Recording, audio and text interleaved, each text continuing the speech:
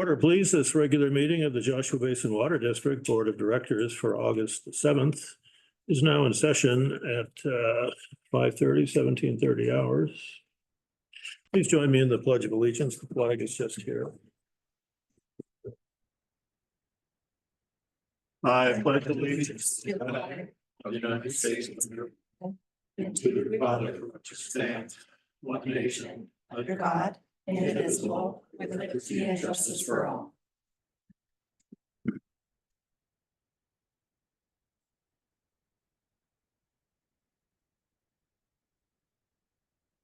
Thank you very much.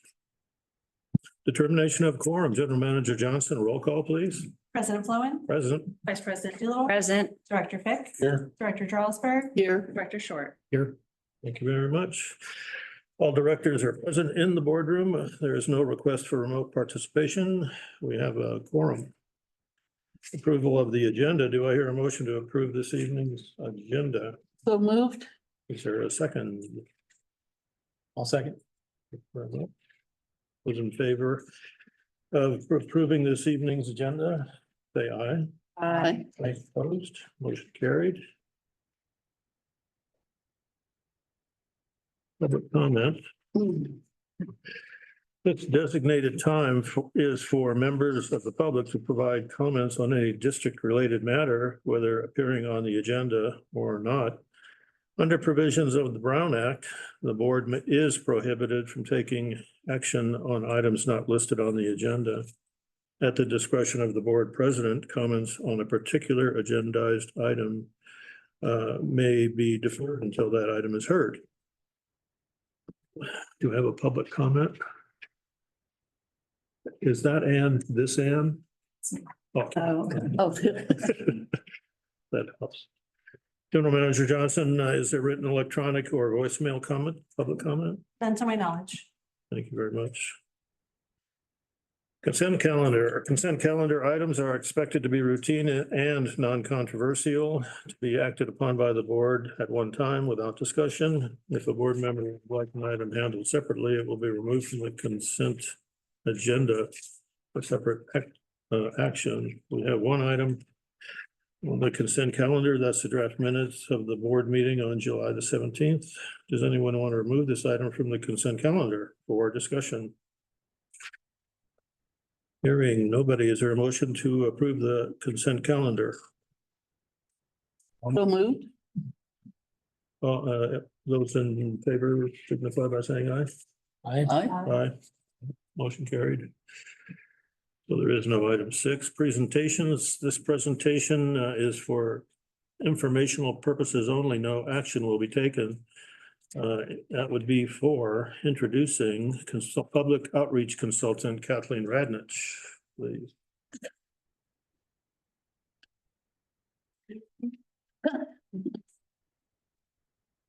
I take that to mean you don't have one. On the agenda. That's regular outreach report. Oh. Okay, well. It's been a while since we've had Kathleen give her report because we've had very full agendas. So this is just a little summary of some of the activities that we have done in the last couple of months for public outreach. It would be since April. So, yeah, it's been a while, and I routinely come up once a month for that. We'll start with May. We had the Water Education Festival where all the water districts, including the Hobby Water Agency, came out to the Washington Junior High School. And we did approximately 300 8th graders. And this year we had wonderful kids, actually. And it was a very good learning experience. The different agencies had different topics. We always take conservation and baby tortoises, and it's always a hit. But this year, I have to say, we had a really good educational outreach, and I know we'll be doing it again next year. So Joshua Basin is there with the team of High Desert Water, Hobby Water Agency. High Desert does 2 booths of education. One is sewer, one is, leagues and stuff. They water quality, sewers. So everyone has their topic and it goes very, very well. And that was at the end of May. We were supposed to have coverage in the Joshua Tree Voice of that event. They may do a follow-up in fall. Something went wrong with their printers, or there was some glitch and they didn't meet their deadline with the information we gave them. June was their last news magazine that went out, and as much work that everyone put into that article, it didn't get published, but they're trying to make it up, and they've been very good to our endeavors with water up here. We have, I don't want to get into great length with this, but we have resurrected a solution with the native plant sale in the national park, and we will cover that more in fall as we have an MOU that'll come back to you. But it looks like we're going forward, so I'm very excited about that. And the farmer's market has slowed down in summer. Don't understand what triple-digit heat is doing to people. They're not showing up. Oh, But we have had in May, we did the tortoises and water conservation and learning from the tortoises. And in June, I'm trying to think of it. See, July was the aquifer and talking about the new CCR. Going blank on June. It was great, whatever we did in June. yeah. Wildfire, was it wildfire or No, emergency? I'm just coming over the. no, it's Yeah. April and September are always emergency water, Oh, okay. always. And can you remember, Tom? You want me to remember He's something? trying. He's trying. I do it all the time. I'm thinking it's just a standard. Oh, and I do have to mention Tom. Oh, was it the urine one? That's it. Oh, my God. I don't want That to talk about? showstopper. Oh, For Good Health was Uh. in June, and we had more people stop. You would not think this, to talk about their urine color. I don't know. Oh, gosh. It was kind of funny, but that is so important. And I also want to mention that in May, Tom, you, a docent, and was it Stacy, went out to the Red Cross event at the Walmart parking lot. You weren't there, Stacy? That was Jane. yeah. Yeah. Okay. Oh, it was I was- more than Red Cross though. I mean, Oh, I know, it's all the emergency management for the basin is out there. Yeah. So they also positioned us next to High Desert and they wanted us together. So again, it just shows that the water districts are working together on a lot of things. So that's basically the last 3 months in a nutshell. If there are any questions, I'm more than happy to answer. I was all prepared for my other thing I'm supposed to. but, Go ahead. I'm assuming the conservation thing is, the. Making that- conservation a way of life Yeah, legislation. totally. That's still continuing. I think I've seen postings of it various There's places. still it's still with the state and there's still rules to be made, but we'll be bringing more information about that as soon as we have more clarity. Okay, There's a lot of legislation that has hit, a lot, and some of it is going through without guidance yet, and some of it is just in the early, it's like there's gonna be different phases, so I haven't been putting that in the newsletter, the legislative issues, but I can talk to the general manager if she wants me to start adding that in. Any other questions? Thank you very much. Talk to you in a few minutes.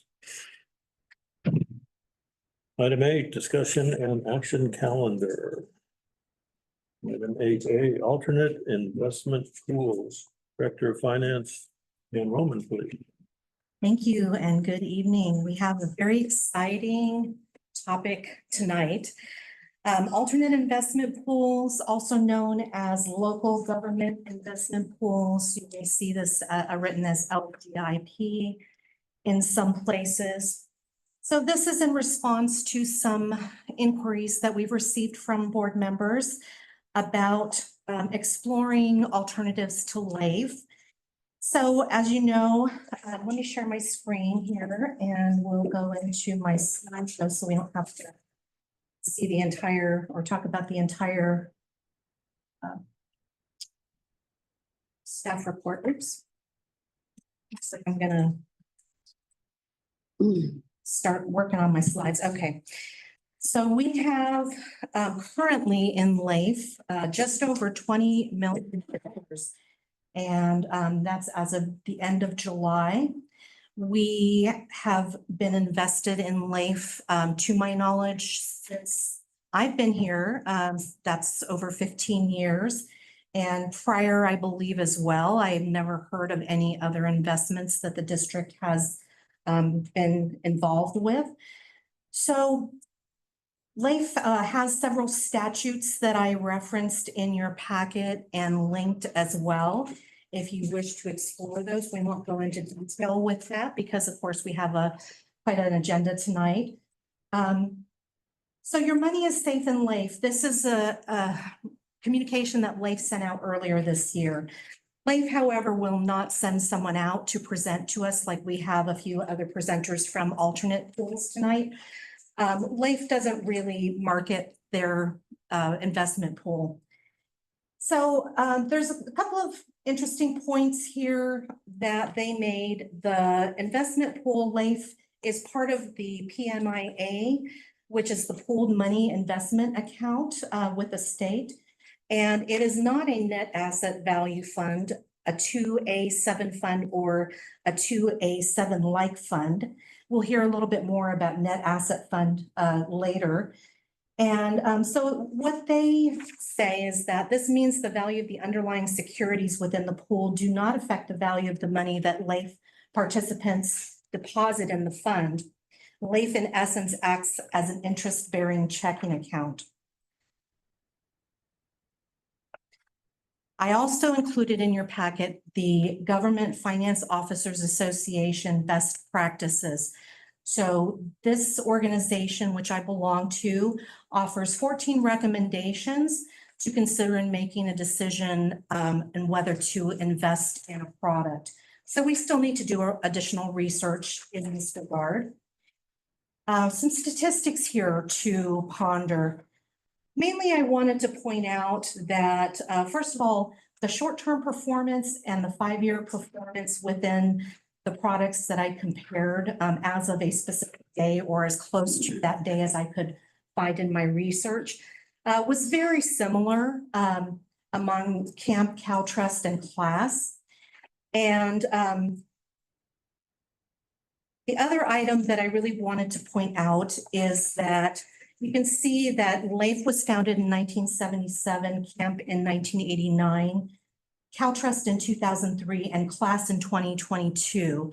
So Class is the newest, and our guest tonight, I believe, will talk a little bit more about that. I understand they have some other products in different states that are similar, so not brand new. So she'll clarify me on that, I'm sure. Couple of risks versus rewards.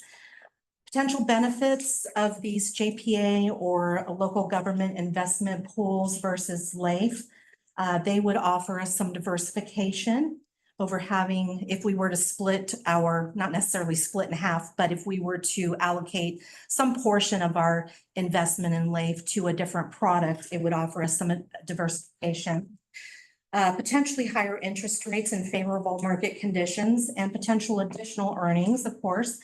Roughly what I calculated was $21,000 on a $2 million investment annually in additional earnings, or $54,000 on $5 million. The potential risks that I would mention is that principal loss is always a concern. Potentially lower interest rates in unfavorable market conditions, and the cost and effort is certainly a concern to me in the finance department, knowing that investing some of our funds in another product would mean additional workload for us. It would be additional reconciliations and interest recording, as well as actually doing that investment research on a regular basis to see which product is more favorable to our investments at any particular given time. All right, other considerations. Investment decisions, which I just mentioned, staff's limited investment expertise and time for research and market speculation may require outsourcing of other finance work, and that could result in an offset cost of 15,000 to 25,000, depending on how much that workload is increased. Each pool also provides a disclaimer similar to what I included in your packet and on the slideshow here. And I don't mean to pick on class, as I mentioned here, every pool has this similar disclaimer. These products are not insured, not bank guaranteed, may lose value, and are not a deposit. So, sorry, broke the mic. All right. So we have another point of interest, valuation and reporting. The two funds that we are looking at today, CAMP and CalTrust, as well as LAIF, follow GASB 79, which is a pronouncement through the Government Accounting Standards Board. Class follows FASB, which is the Financial Accounting Standards Board. I talked to our auditor about this, and it's not really a large concern, that particular piece. However, if we look at the flyer that was included in your packet as well, the GASB statement incorporates robust guidance and accounting standards that may be of interest to us. If the board chooses to move forward with an alternate pool, the district's investment policy with which Mr. Tanaka was very helpful in providing some insight into what we might need to change on that policy, would need to be revised and readopted, and most likely need to go into at least a short legal review, and we would need a resolution.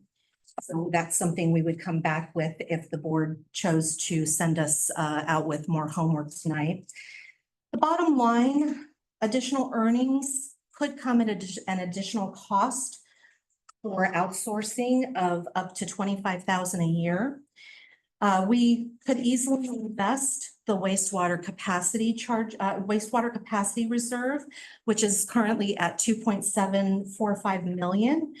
The emergency capital reserve at 2.395 million. So between those two, over $5 million. Those are low use funds. Of course, unless there's an emergency, we've been fortunate not to have to use or touch those very frequently.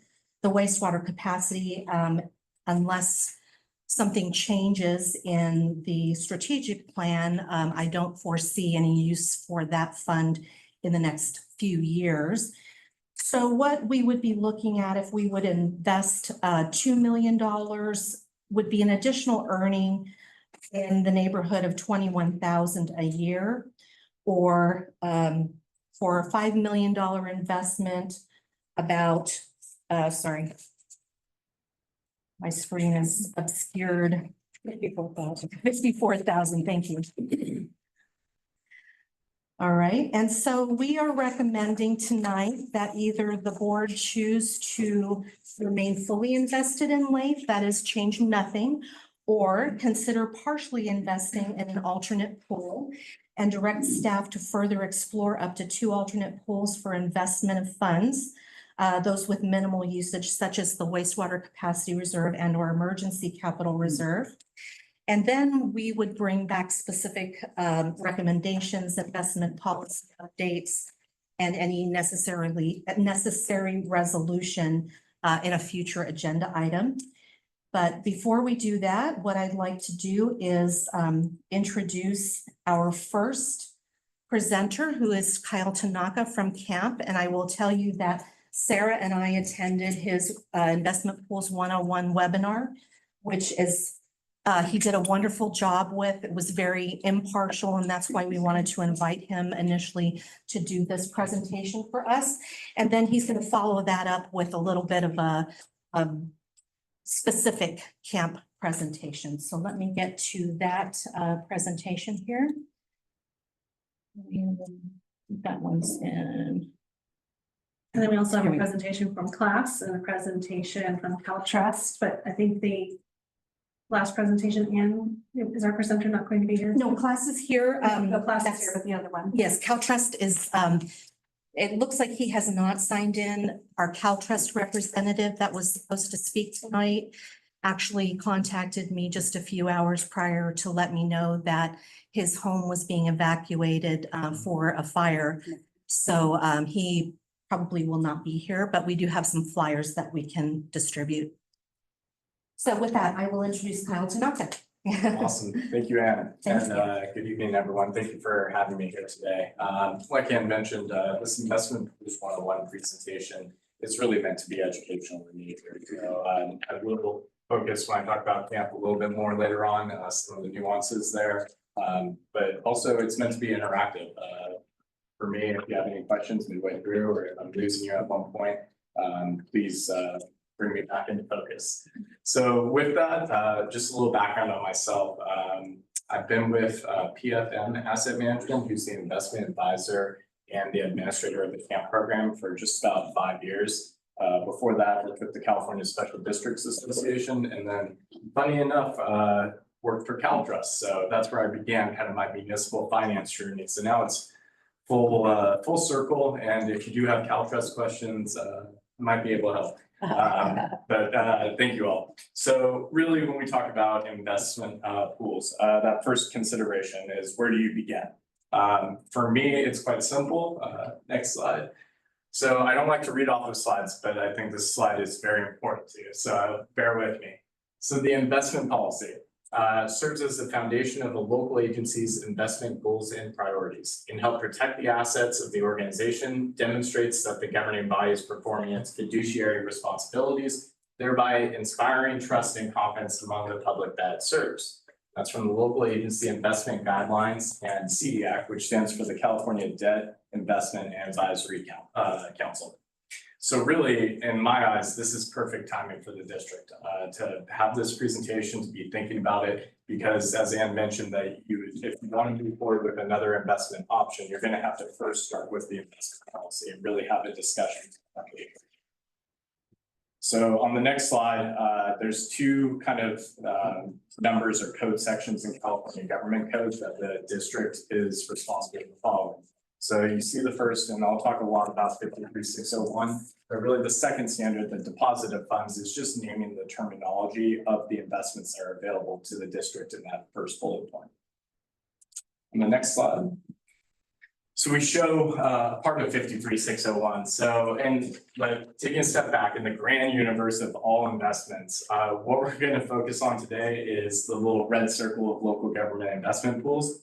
So the top section where you see the green investments permitted, and then X'd out right at the bottom where it's green and red. So those are obviously allowable. Everything underneath that is red is not even up for consideration for the district to invest in, because it's a California public agency. So it just goes to show you this is really a sliver of everything the district can potentially invest in or could or could not. So the main focus of today, and I love my marketing colleagues for bearing with me on this slide, but the state county's JPA pools don't mind. If you can't tell, I like to have fun with thank you. So really when I'm talking about those three different types of pools out there, the state pool, I'm referring to LAIF, which the district's already familiar with, county pools, so in this case it would be San Bernardino County, or joint powers authority pools, which you have the three at the bottom. Really, when I'm looking at this slide, and what I hope comes from today's discussion and decision from the board, is that ultimately you move forward with a pooled investment strategy. What I mean by that is not necessarily allocating or overweighting into one pool or another, but picking a comprehensive look at how you manage those funds, and whether that's in LAIF or in via multiple other pools. I really hope that's the consideration. So when evaluating these pools, what are some good questions to ask? And I'm mindful that these might come back at me later. So really the first, and it's the theme of the entire presentation, is that it starts with the investment policy. If the district does not adopt or have it in its investment policy, it's a non-starter to begin with. So I pulled out the code section on the right-hand side that shows 2 ways that you could write it where any of these local government investment pools would be authorized. Specifically, I recommend here, some agencies might decide to name a specific pool or not. Ultimately, if you write it broadly, you have the ability in the future to utilize multiple pools or have a pool that, let's say, you didn't go with originally, that you can use it in the future. So for me personally, I think it provides the most flexibility for the district. So if you are comfortable with joint powers authority investment pools, I would recommend that you consider language that keeps it broad so that you can invest in any one if the time horizon requires it. The next question, and actually let me take a step back. If you're familiar with local government kind of investing, you hear this prudent standard. And what that means is you follow you go by safety, liquidity, and then yield. And so really where those question marks are, that's how I look at this slide. It's really safety, liquidity, then yield as I'm moving through the different considerations. So how liquid is the pool? The example we use here is that LAIF you think of is liquid. To me, the district has 20 million invested in LAIF. If you needed all that 20 million today for an emergency, you would have to ask them for essentially a consideration. They limit you to only withdrawing 10 million same day. So really that's kind of a nuance, but it's also a question to ask all the pools. How liquid are you? I think that's a misnomer that both Crystal and I hear a lot in our space, is that it's liquid, but is it really? Not saying that you're going to have a $20 million emergency, but really just, again, drilling down into the premise of what does liquidity actually mean? Next, what are the pool's objectives? To me, that's really easy. Is it preservation of principal? All 3 pools which you'll consider or are considering operate as a dollar in, dollar out stable net asset value. There are also additional funds that pools have that might have a floating net asset value, which would then, in my mind, become their premises income seeking. So drawing out, if you settle on pools, settle on a fund, really, what are the objectives of it? On the next slide. Again, kind of leading off with safety, is the pool rated? This is one of the lone exceptions where I'm going to talk about CAMP for a second. So CAMP is AAA rated, which is the highest rating by S&P as a rating agency. It's the highest rating for local government investment pools. For me, what that actually means is that we are required to report weekly to the rating agency all the underlying holdings that are inside of CAMP so that we maintain that high quality rating. So that's when the pool is rated, that's really what I'm trying to get at there. And for instance, the state pool is not rated.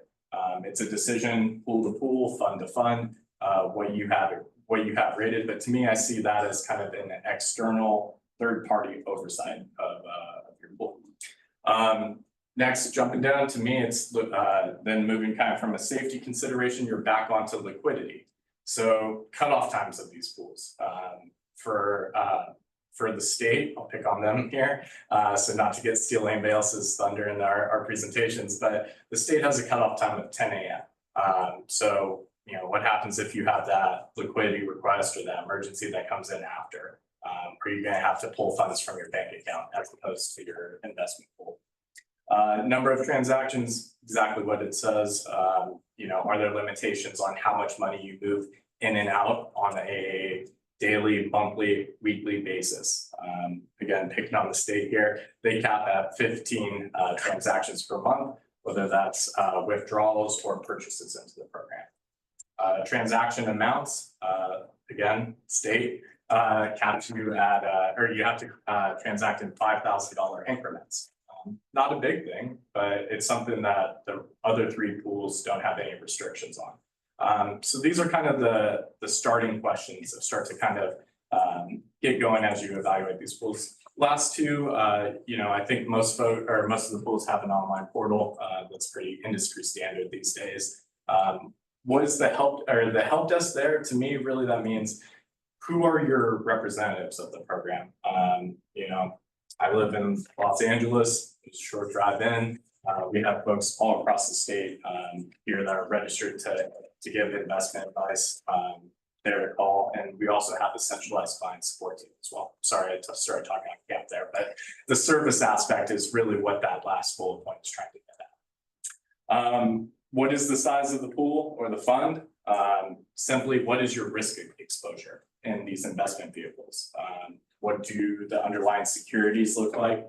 Anne already talked about GASB, but for funds that follow GASB, there are robust standards. I think is what you said. So I'm happy to see that in your presentation. But for me, again, what are the underlying characteristics of the pools that you're evaluating?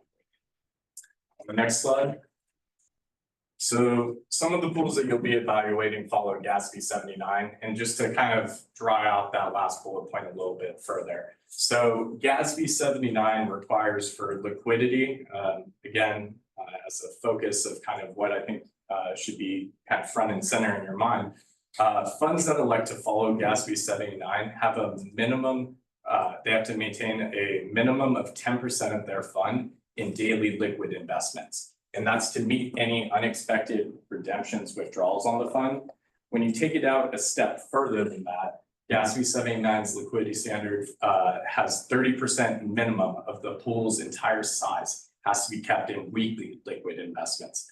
So that might not mean a whole lot today in today's environment, but when you think of just going back to last year with the regional bank failures, uncertainty in markets, you're going to want to have funds that have excess liquidity or can meet those redemptions if other shareholders get scared or spooked. All right, next slide.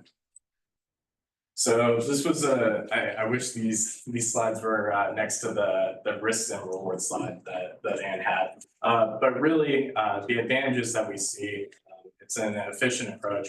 Ultimately, the argument for pools in my mind comes down to economies of scale.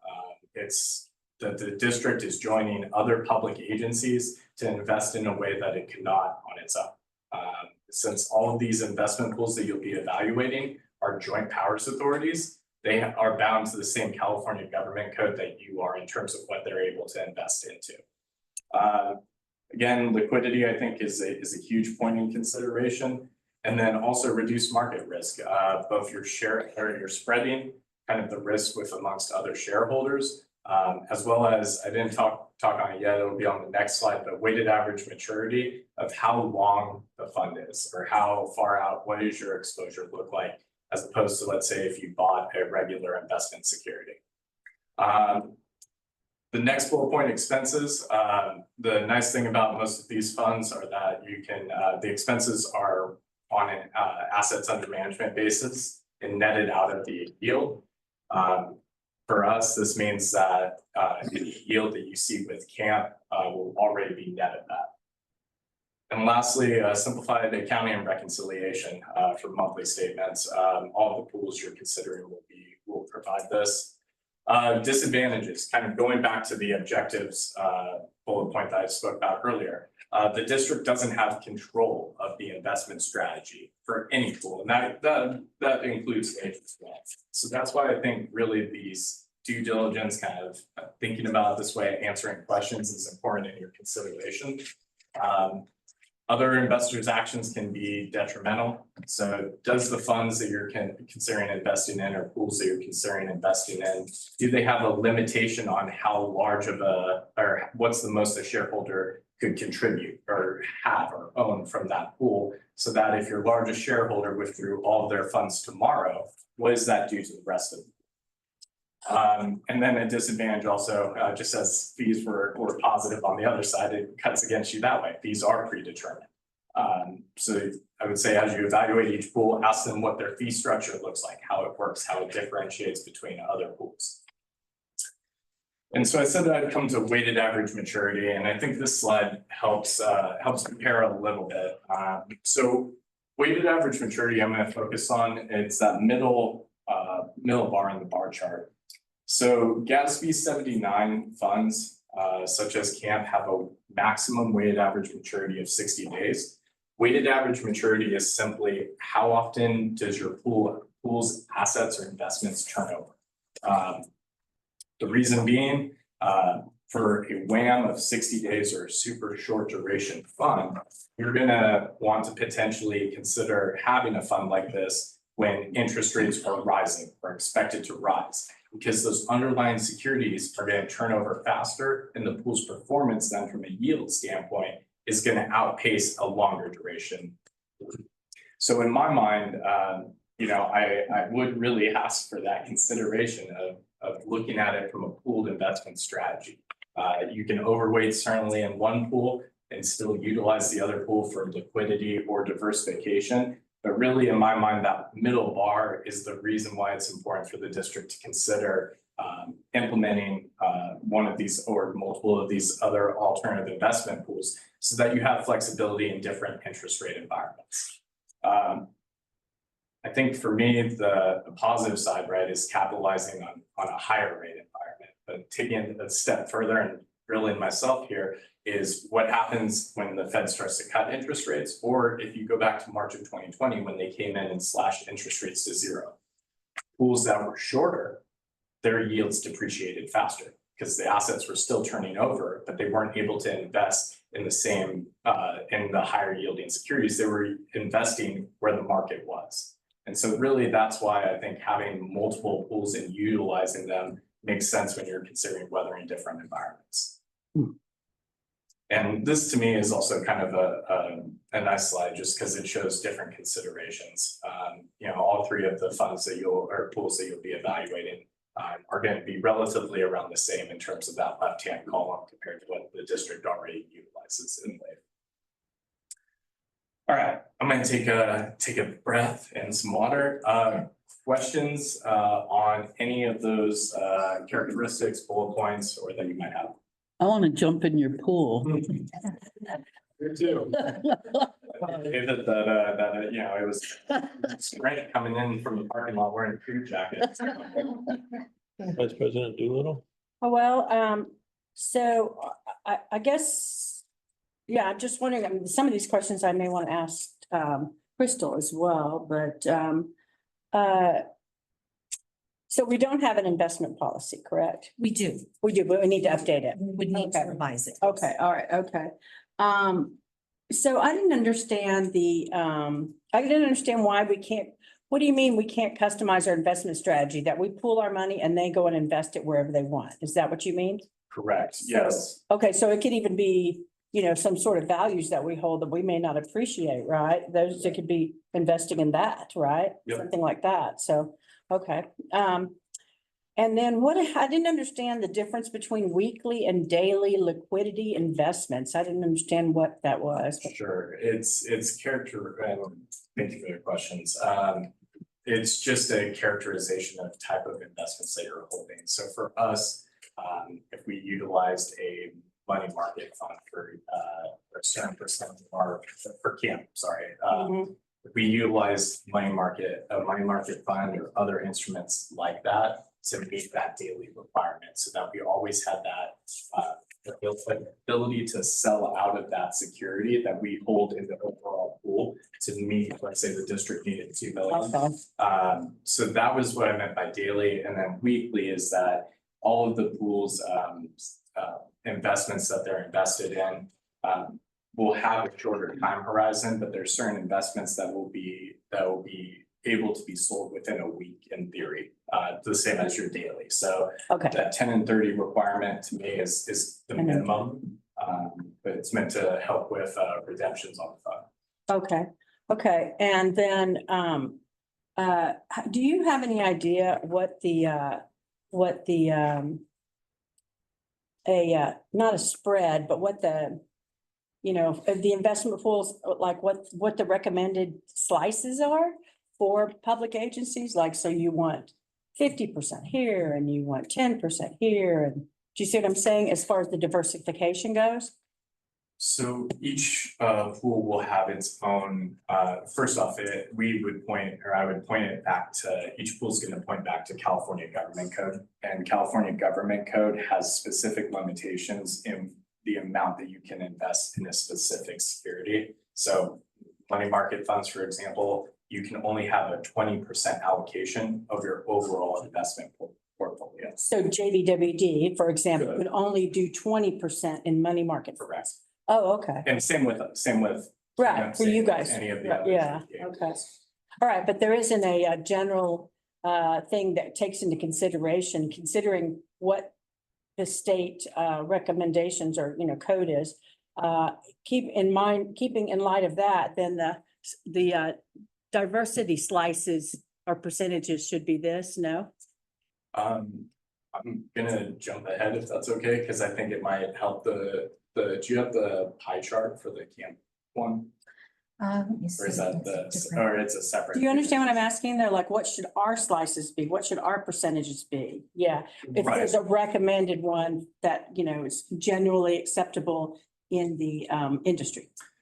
There is not. Okay, Certainly with investment pools, JPA ones, there's no limitation to the district on the amount it could invest. Code is silent on that. oh, okay. You know, I think with the district just kind of starting out on its investment considerations from LAIF, to me, I think a pooled investment approach right now is sufficient and a good exercise. I think then in the future, if you wanted to step out from investment pools, then you're probably having a different discussion on different Oh, okay. security types. Okay, yeah, But I think what makes sense and practical for me is that the district has been comfortable with LAIF. To me, adding investment pools is the next kind of logical step. From there, if you wanted to then go out and buy an individual security, a US Treasury, federal agency, a money market fund, you're probably gonna have to work with either your bank and their money center, or you're gonna wanna find a broker dealer. And so that's its own other process as well. So I think for me, it makes sense in terms of kind of the approach the district is taking. okay. That answers it, sorry. Okay, no, yeah, that helps. And yeah, then the wave considerations too, that was all new to me as well, but perhaps Crystal's gonna talk about that and I'll also, you know, I don't know, but understand that better. So I guess that's it for me for now. Director Fick? Yes. Do these pools have different offerings and investment structure? Do they, in other words, you just give them money and they take care of it all? Or are there different ratios of how quickly the money gets turned over? All of the pools will most likely have a different weighted average maturity. There's certainly the stable pools which you're evaluating today, I believe, are gonna operate similarly to one another. However, I wouldn't be able to say what their exact WAMs are, how often they're turning over. Also, each pool is gonna have a slightly different investment strategy because of their investment advisor. So for PFM asset management, we're gonna probably have a different strategy. I'll pick on CalTrust now than State Street, who is their investment advisor, investment manager. Now, are the fees according to the amount of money that you're investing or the JBWD? No, it's on the overall asset. Well, excuse me, for us, it is on the overall assets under management. There's a fee scale. I believe, or fee schedule, excuse me. So there's different breakpoints as we climb up in assets. So for us, I think our last breakpoint was above 15 billion. Everything excess of that is at a smaller fee schedule, but it would be different if our pool today was at 4 billion. So for us, it makes sense when assets go up, it's a better or it's a more impactful to our shareholder, every shareholder, because it lowers the fees. That's all I got. Director Jarlsberg? It's a little over my head. I don't have any current question. Director Short. Same. Yeah, I'm kind of ignorant when it comes to investing, so. On the weighted average maturity, you're talking about turnover, like how often the money turns over? Yep. What does that mean? So in today's environment, or excuse me, as in a rate environment where you're getting 5% on the short end or front end of the yield curve, you're investing in securities that are in the 5% range.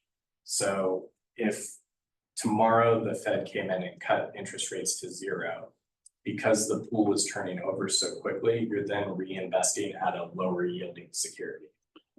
So for the weighted average maturity, to me, is the mechanism. So here on the slide, often I hear a misnomer that the state has underperformed. I would make the argument that the state is performing exactly how it should. Same with camp. We're not overperforming, we're not underperforming. It's because we're running our pool, we're mandated to keep that underneath 60 days at all times. So there's not going to be a change to strategy or anything that we can do in that nature. So for us, that's where when interest rates rise, that's where we're the beneficiary, and it looks like we're potentially outperforming the state pool. But again, you know, if the state pool had a wham of 44 days, or just as Ann had on her slide, all of our other alternative investment pools are roughly around the same yield. That's because all of them are going to be around that same 44 days weighted average maturity. So compared to the state, from just a yield standpoint, you know, it looks to these pools look great. In my mind, these pools would all be singing a different tune if interest rates got cut to 0 tomorrow. So it's just, again, that's why I think kind of the strategy of utilizing, you know, an alternative pool and LAIF is really impactful and makes sense, because you're hedging on both sides and it's a diversification opportunity too. Okay, that's all I got. I think you said one of your comments was about the we're at the beginning of this. When I was unaware of an investment policy, pardon my incompetence. But if we have to revise it, it's going to be hard to strategically wise to proceed with investing now when we're going to revise our investment policy. So I think we need to put the horse in front of the cart. Yeah. On this thing,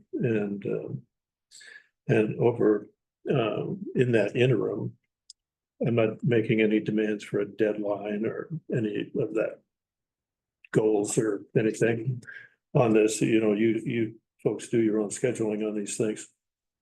But that's kind of what I'm looking to see. And then if it's something that is real mysterious, like all of this stuff, there's layers of complexity to these things. You know, we'd start with this Gatsby 79 and that other alternative one that some folks use. Also, look at all of these kinds of things. And what's something that I always do when I'm in mystery land and exploring is I go to our values, and I'll make sure that whatever we come up with is consistent with the values that we've established here, with ultimately what is going to most benefit our ratepayers, that kind of thing.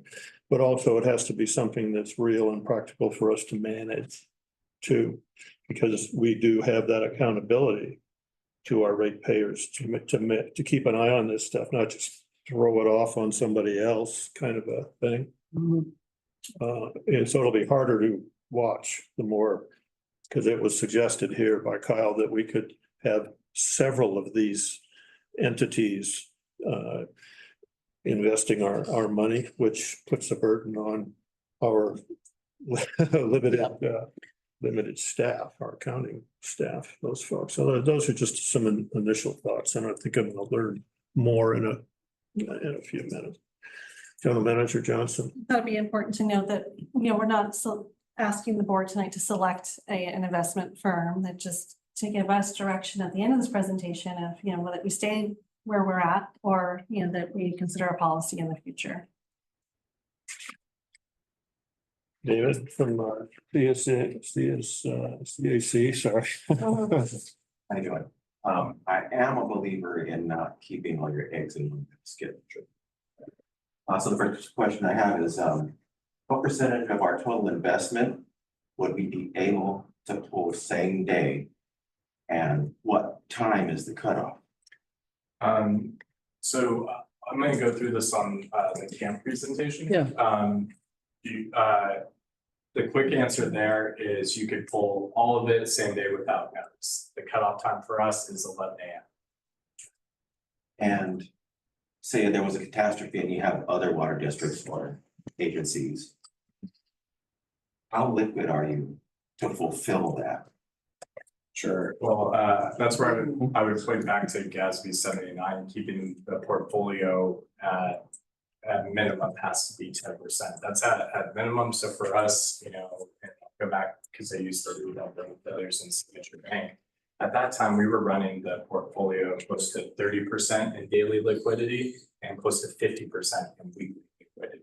Because we didn't know, was there going to be redemptions, people going to be worried, and how can we meet those? So that's where the investment advisor really has to have a strong grip on the pool program. But that's how I would think about it.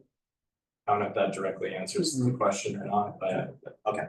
I mean, I think, from I would say, it's a hypothetical, which is dangerous in our world, but in my eyes, if there was a run on the fund and a particular pool could not meet any redemption requests, the natural step to me would be the board members of our pools would probably gate the fund or limit redemptions at that time. And then because the funds that are going to be under that 60-day weighted average maturity, you would, in theory, stop taking orders in, and then you would let all the investments mature off. And then that's how you would, in theory, meet all the redemptions if every single person wanted. So we'd still have to wait till the board made the decision. Yeah, so for camp now, we have a stable net asset value of $1. Anytime that it fluctuates, even 5 basis points of that $1, so 0.0005, it triggers automatic board notification for us. And so then at our quarterly board meetings, we have stress test scenarios to see when you would, in theory, break the buck. And so it incorporates a bunch of different swings. But for us, there is that statutory, we have to notify the board if that NAV starts to win. And so that would impact how we then make decisions to manage the fund and manage redemptions and withdrawals. Has there been in the past an example of that? No. So yeah, with us, we've been around since 1989, so 35 years, never broken the buck, never put gates or fees on the fund for any redemption or withdrawal activity. Thank you. Yeah. Just to properly identify David, he is the Citizens Advisory Council chairperson for our records. Anything further, Ann, you want to continue? Should we switch over to the other, or do you have more on this? So that was meant to be the Investments 101 presentation, talking more broadly. Now I'm gonna quickly get through this because I've already been speaking for too long. The characteristics of camp and our pool specifically. This one or the other one? The other one. Oh, no, sorry, you were on it. I was on it, okay. Oh, maybe not. Sorry, that's not on the screen, the other one then. That one? The other PowerPoint? Is that what's there? Yeah. Okay. All right, that second slide's, if we can start there, yeah, with the board of trustees. Okay, let me start. Awesome, thank you. All right. So I mentioned that camp is a joint powers authority pool. I wanted to quickly show you our board of trustees. We're one short right now, but we're trying to fill that this year. But you can see different agency types, in terms of who our trustees are and who they represent. All of them are finance officers at their own local agency. On the next slide. So with camp, there's two investment options. I'm just going to speak primarily on one today because again, I've gone too far. The first one is the cash reserve portfolio, or what I would call it.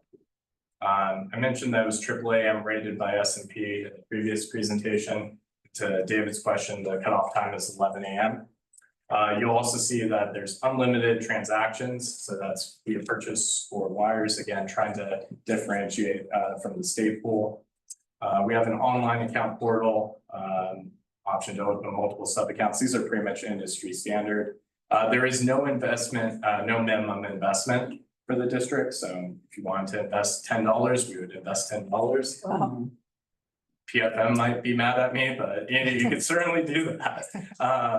Interest is paid monthly. So this is an important distinction to the state pool. So LAIF pays their apportionments quarterly. So the reason why that's important is that you have the compound, or you have the ability for compounding quicker in a pool like ours. And then no additional out-of-pocket expenses. We covered that on the other slide, but again, our expenses are taken out of the total assets under management of the pool. So any yield you see will be a net yield. You'll never see a gross yield with us. Naturally, that brings the question, what are your expenses?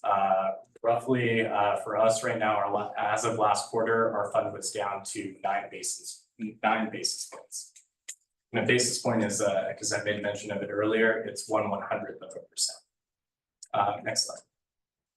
Second investment option that we have is Camp Term. It operates completely differently than the pool. In my eyes, it operates almost like a CD. There are some different distinctions here. There is a minimum investment on this fund of 1 million. And really, maturities range from 60 days to a year.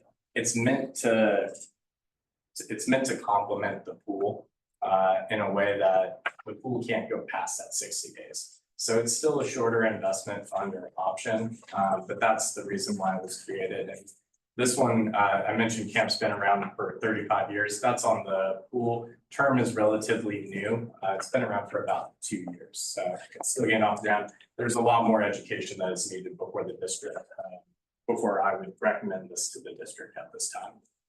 Next slide. So going back to the pool, Camp's pool. So this is a snapshot from April of this year.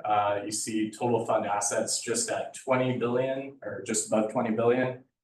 You see our 7-day yield as well as the weighted average maturity again in the top right corner.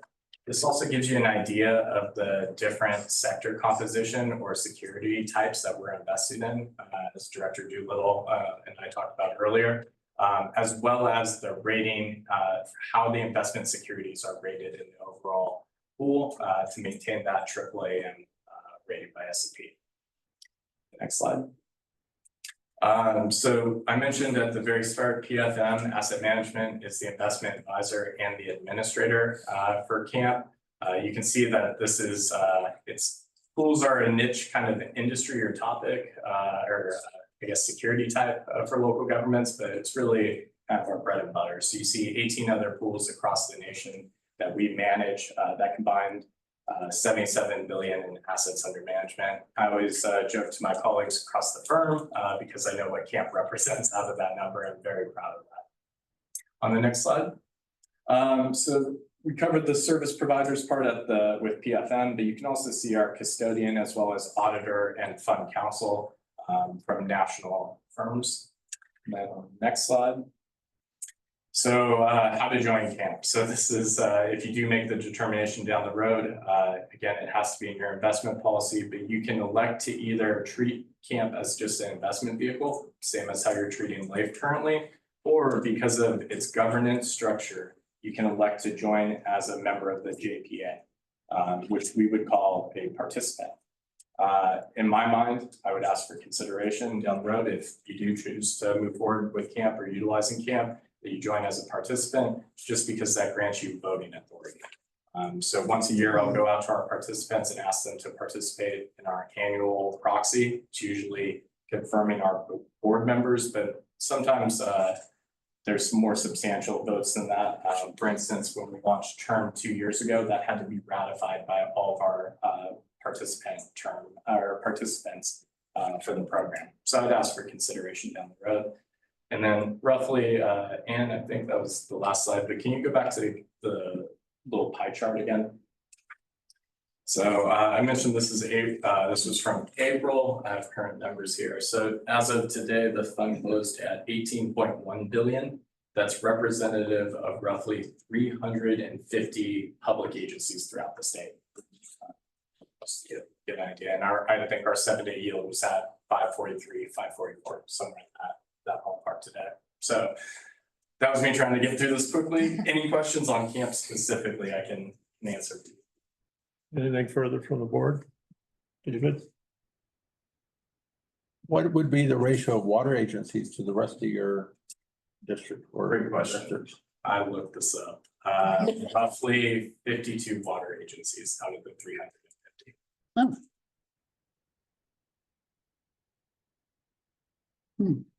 That's it? All right. Well, thank you very much, Kyle. I Thank you. appreciate that. And we will now introduce our next presenter. For driving here. We have Crystal Lynn from class with us tonight. Just stop my screen share. She's brought us some flyers, which Lisa will hand out to you. Some materials for you. Yeah, if you can just pass me. Take one, pass it down. Take one, that's down. Since we don't have our third presenter, we have just a little bit more time than we originally Okay. scheduled. Thank you. Ooh, you got a pen too. Thank you. Hi, let's get started. My name is Crystal Lynn. I know I have 5 minutes. I'm with California Class, and I'm just going to introduce myself really quick.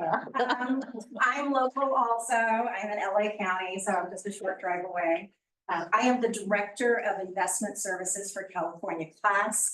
I have 30 years of experience in the financial services industry as I started at the age of 12. And I'm very happy to be here. It's so nice to see you. David and Stacy, very nice to see Ann, and thank you so much, Sarah, for your time and everyone else. I'm going to just take a little bit of time. I'm going to tell you what is California Class and who is Public Trust Advisors. California Class is a joint powers authority, a JPA, if you will, local government investment pool. And we have a very good talking about local government pools, but let's just break it down a little bit easier.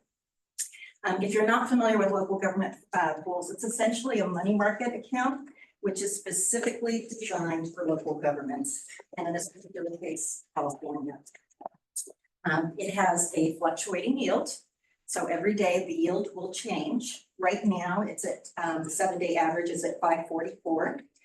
It does have a stable NAV, and net asset value is just a fancy word for the price. So the price of California Class is $1.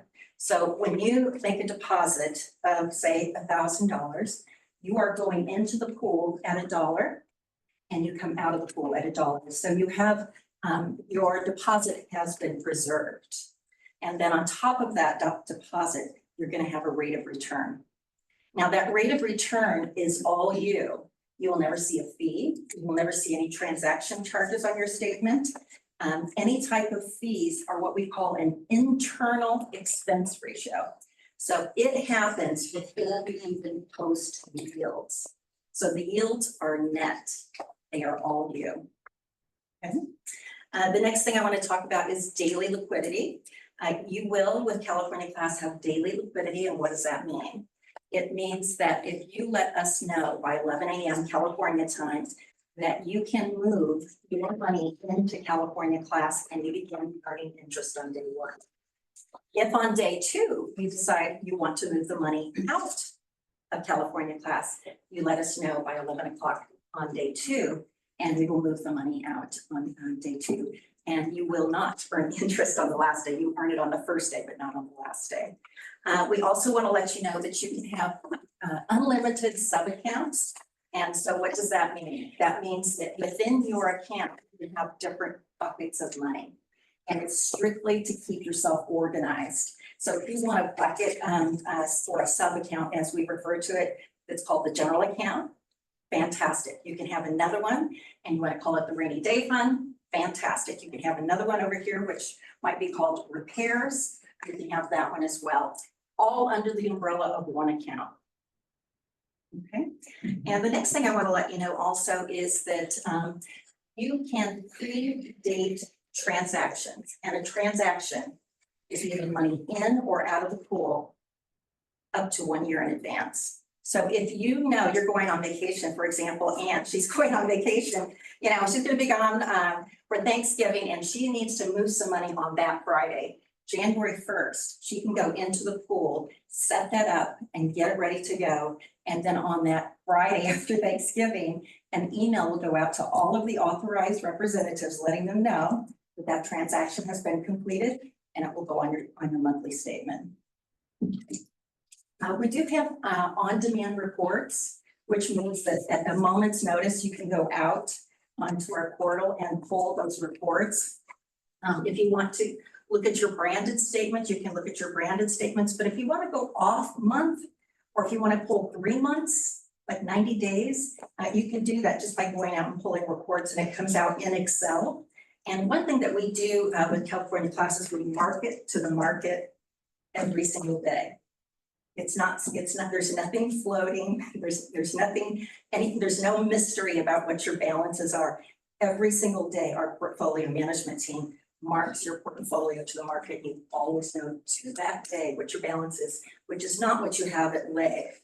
What you have at LAIF is, and whenever we have someone who transfers for LAIF, at the end of the fiscal year, and they always call me and they say, well, how do I do the calculation to find out what my balance is? And I have to explain to them, you don't have to do that anymore. That you know every single day what your balance is, and you don't have to do that year-end calculation, that you will always know what your balance is. I also want to talk about who co-sponsors California Class. We have 2 co-sponsors, and that is the California Special Districts Association and the League of California Cities. Now, a co-sponsor is not a recommendation. A co-sponsor means they've got skin in the game. So what happened was special districts like yourself and many cities in the state of California went to these 2 organizations and they said, we're very unhappy with the investment options in the state of California. We need your help. So the 2 organizations got together and they decided we're going to go ahead and create a pool. The conditions that the special district said that it must be governed by our peers, no exceptions. So what they did was they went out, Special Districts Association, they appointed 2 board members that were special districts. Cal Cities, they appointed 2 cities. Then the 4 of them get together and then they appoint the 5th board member. So these are all your peers who are governing California Class and looking out for you. Also, I want to talk about, we are the newest pool, obviously, California Class, because in May of 2022, that's when we were launched. Within 1 year, special districts in particular, $1 billion flowed out of LAIF into California Class in 1 year. We right now have 200 participants in the pool, and a couple of your peers in the area, Mojave Water was one of the first to come on board, and we have a great working relationship with them, as well as Bighorn, which is right here in your neighborhood. So those would be 2 really great references if you'd like me to get some information for you. So let's go back to California Special Districts Association and Cal Cities. Here they are. They have to go out and hire these attorneys. So they go out and hire attorneys. They go out and hire accountants. The attorneys are creating the JPA. The accountants are getting everything ready for the California Class. And the last piece of that puzzle, they've got to hire a portfolio manager. So they sent RFPs nationwide to try to find the perfect portfolio manager to run California Class. And the company that I work for, Public Trust Advisors, located in Denver, Colorado, was selected. Why did California Special District select us? We are the largest provider of local government pools in the country. We have 98 billion under management. Local government investing is all we do. That's what we specialize in. You're not going to see any private clients. You're not going to see any high net worth investing. This is what we specialize in. We have 18 pools around the country, and again, 98 billion in assets. We have a portfolio management team, which is incredible, very deep bench in Denver. But what really makes us different, and this is one of the stipulations that the special districts put on California Class, is we need to have a credit department. And what that means is everything that Standard & Poor's does, how they scrub the portfolio and make sure that all of those investments are the highest quality on the planet, we do that in-house. So we have a credit department that every single day is scrubbing the investments, making sure that they are the highest quality so that we know what S&P knows even before it's public information. Another thing is, because we have so much assets under management, we have a seat at the table of every single board meeting of every investment that we have. So if Bank of America has a board meeting and we have a CD with Bank of America, guess what? Public Trust Advisors is there asking those difficult questions of the team to make sure that we are investing your money at the highest level. And if we have even an inkling idea that something's not right, we put it on a watch list immediately. So again, we have this portfolio management team, and what makes us unique is this credit team that works hand in hand with the portfolio management team. Our portfolio management team cannot purchase anything without the approval of our credit team. So that in itself makes it very different. Just prior to California Class being launched, we pumped $2 million into our portal. So coming from Leith, it's going to be light years ahead. So you'll be very happy with that. I did show the ladies a few days ago the portal quickly, but with it's so user friendly and easy to use. Just a couple clicks of your keyboard, you can move money in or out. It is paperless. So you can administer the California Class online. You never have to fill out papers and run around and get some sort of signatures. That everything is paperless within the portal. We have in Denver a client service team, and guess what, folks? They pick up the phone. They return calls. They get those emails out ASAP. And here in California, you've got 3 of us boots on the ground here.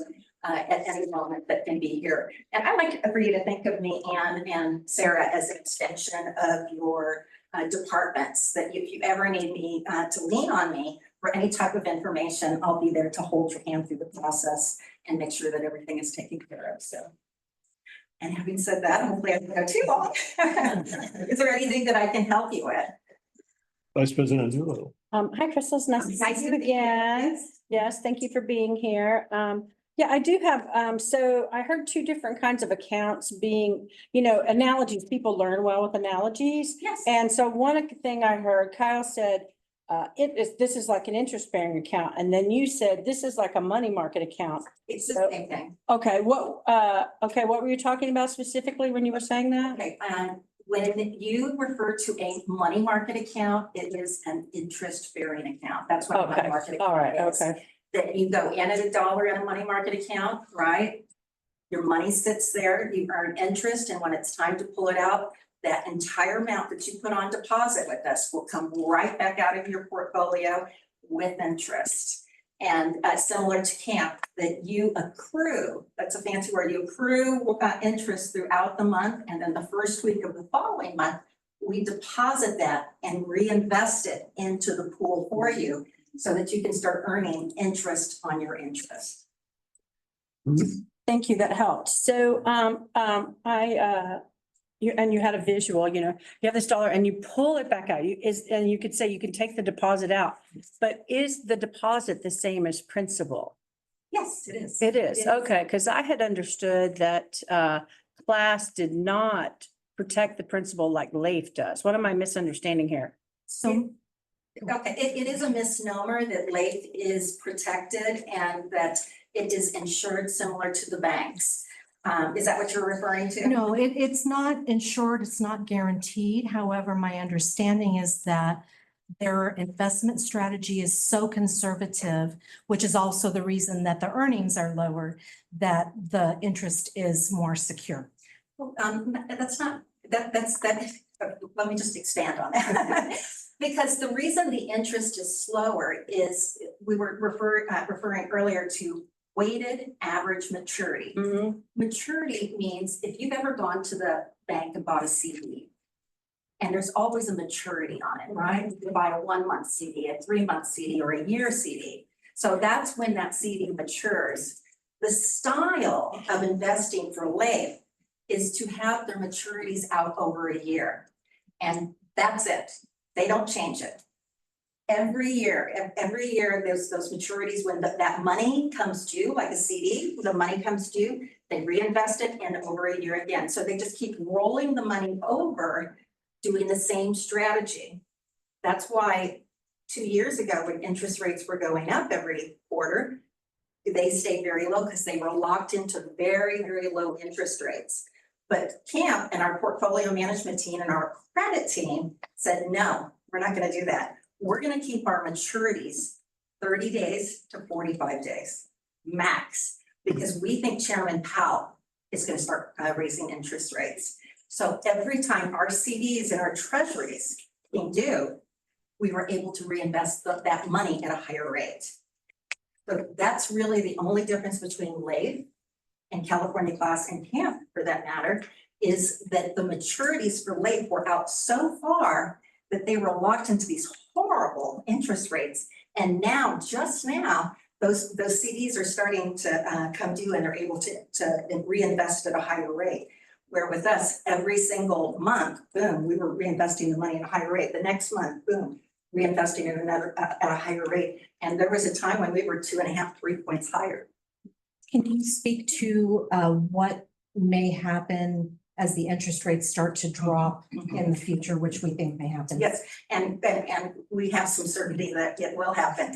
And I also want to talk about the investments in LAIF, because you did mention that. The investments in LAIF and the investments in California Class, the style of investing is according to California Code 53601. So there is no difference between the two styles of investing. We are investing exactly the same way. Not different at all. Not one's more conservative than the other. It's the same. It must be, because 53601 is the guardrails for public money investing. And what does that mean? The acronym is SLY, S-L-Y. They call it the 3 pillars of investing for public money. Must. First pillar, S. Security? Thank you. Safety. Second one, liquidity, L. And then the third one is yield. And even though yield is last, it's not attractive right now. It is supposed to be the least of our concerns. Last. But for 15 years, everything was at 0. This is a fantastic opportunity to make up the lost time. Now, when the market starts to pull back and Chairman Powell says, the economy is cooling off, it's time to start pulling back and easing interest rates. What will happen is, and our portfolio management team is already doing this, instead of putting those CDs and those treasuries out 30 days or 45 days, they're going to start locking you in, right? They're going to go out in the prime fund that we're referring to now. It can go out as far as 60 days for those CD maturities, okay? And so, again, the whole idea is interest rates are coming down, you want to pull out those maturities so that you can lock in the investments. To your comment, we do have 2 pools. The first pool is for your short-term cash management, 1 year or less. And then we have something that would be more of your intermediate term investing, which would be out to more of 18 months or more. And that's called enhanced cash. Great. Thirsty. Some water? Yeah, just a little bit of water. So the difference between the 2 pools is one thing. The maturities will max out it's 60 days in the prime. And everyone knows what I mean about maturities now, right? And in enhanced cash, it can go out over 200 days. So you're gonna have, depending on your short-term needs, any money you're gonna need 12 months or less, you'll wanna keep it in the prime. You want everything in the prime right now. You don't want anything in enhanced cash right now, but as Chairman Powell starts to turn, they're thinking about 25 basis points. As those interest rates start to come down, you might want to consider pulling your money over into the enhanced cash, and you do it yourself. You just literally go into the website and do a transfer from one account to the other, move it from the prime into the enhanced cash. It's all under one account. Okay, so I just want to get back to the principal. She's not letting us.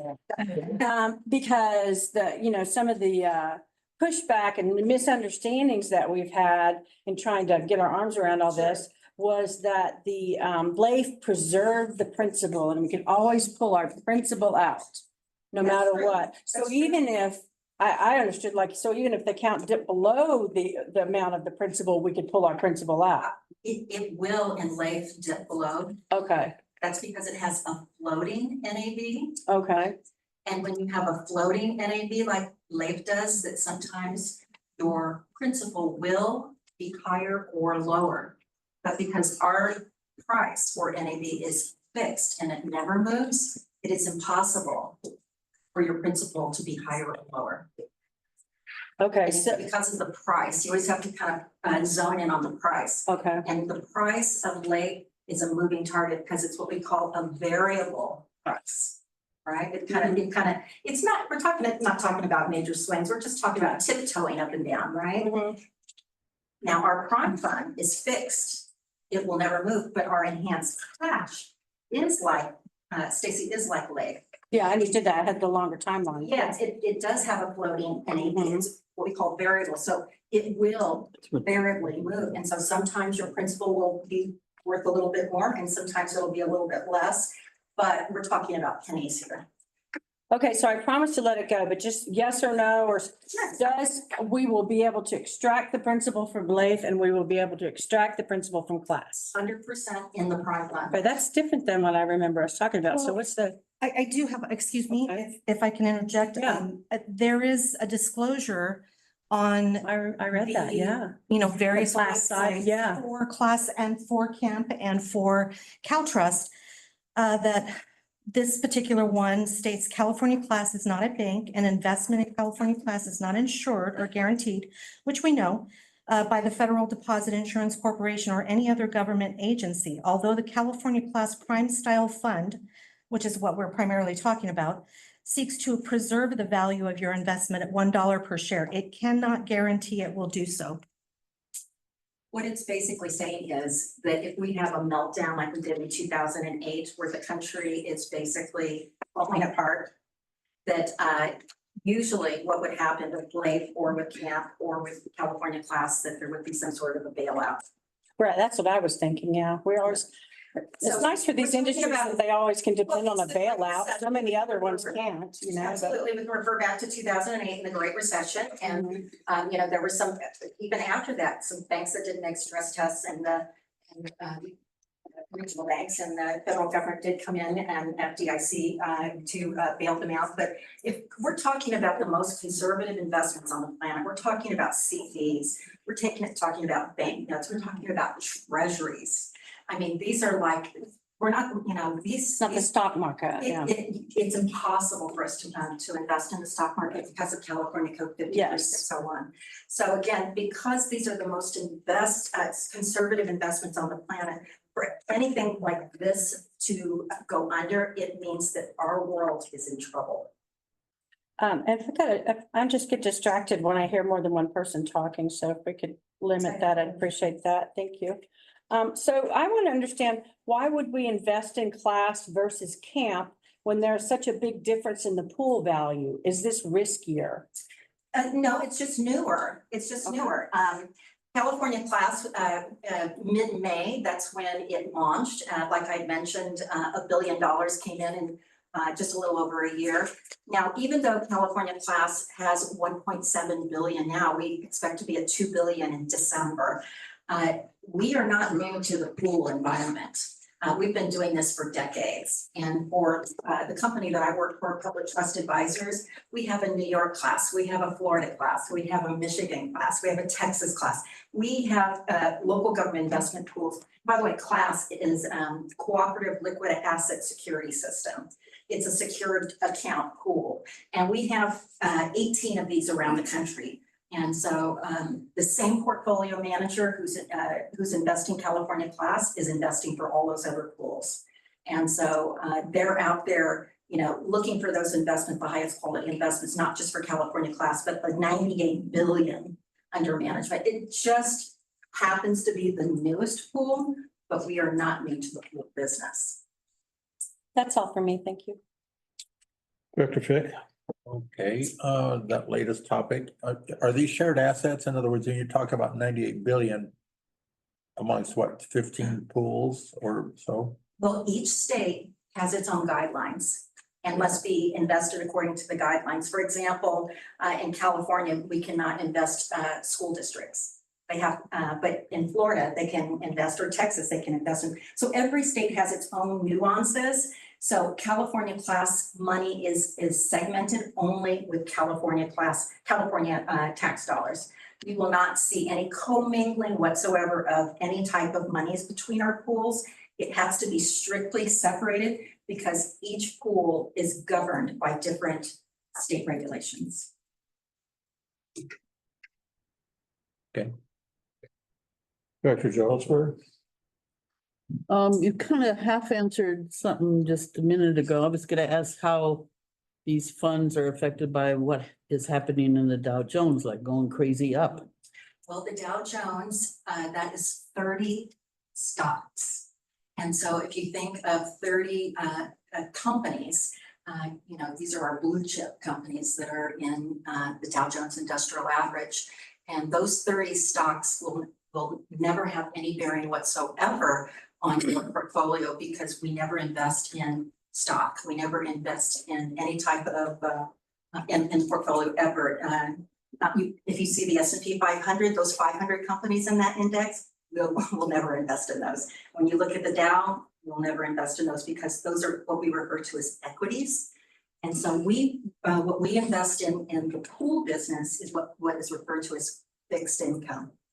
And fixed income are more like bonds, treasury bonds, CDs.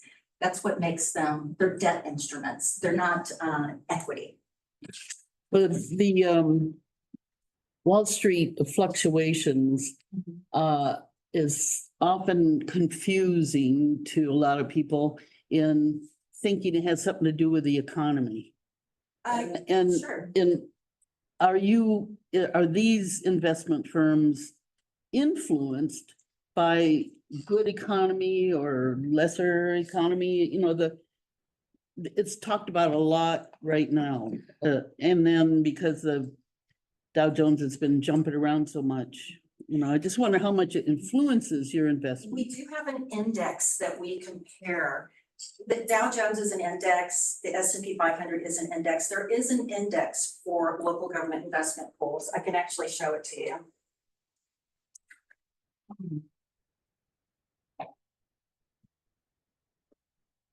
And this index, and I think this might help you. It's called the LGIP 30. And so if you want to look at that index, that's the index that you want to refer to.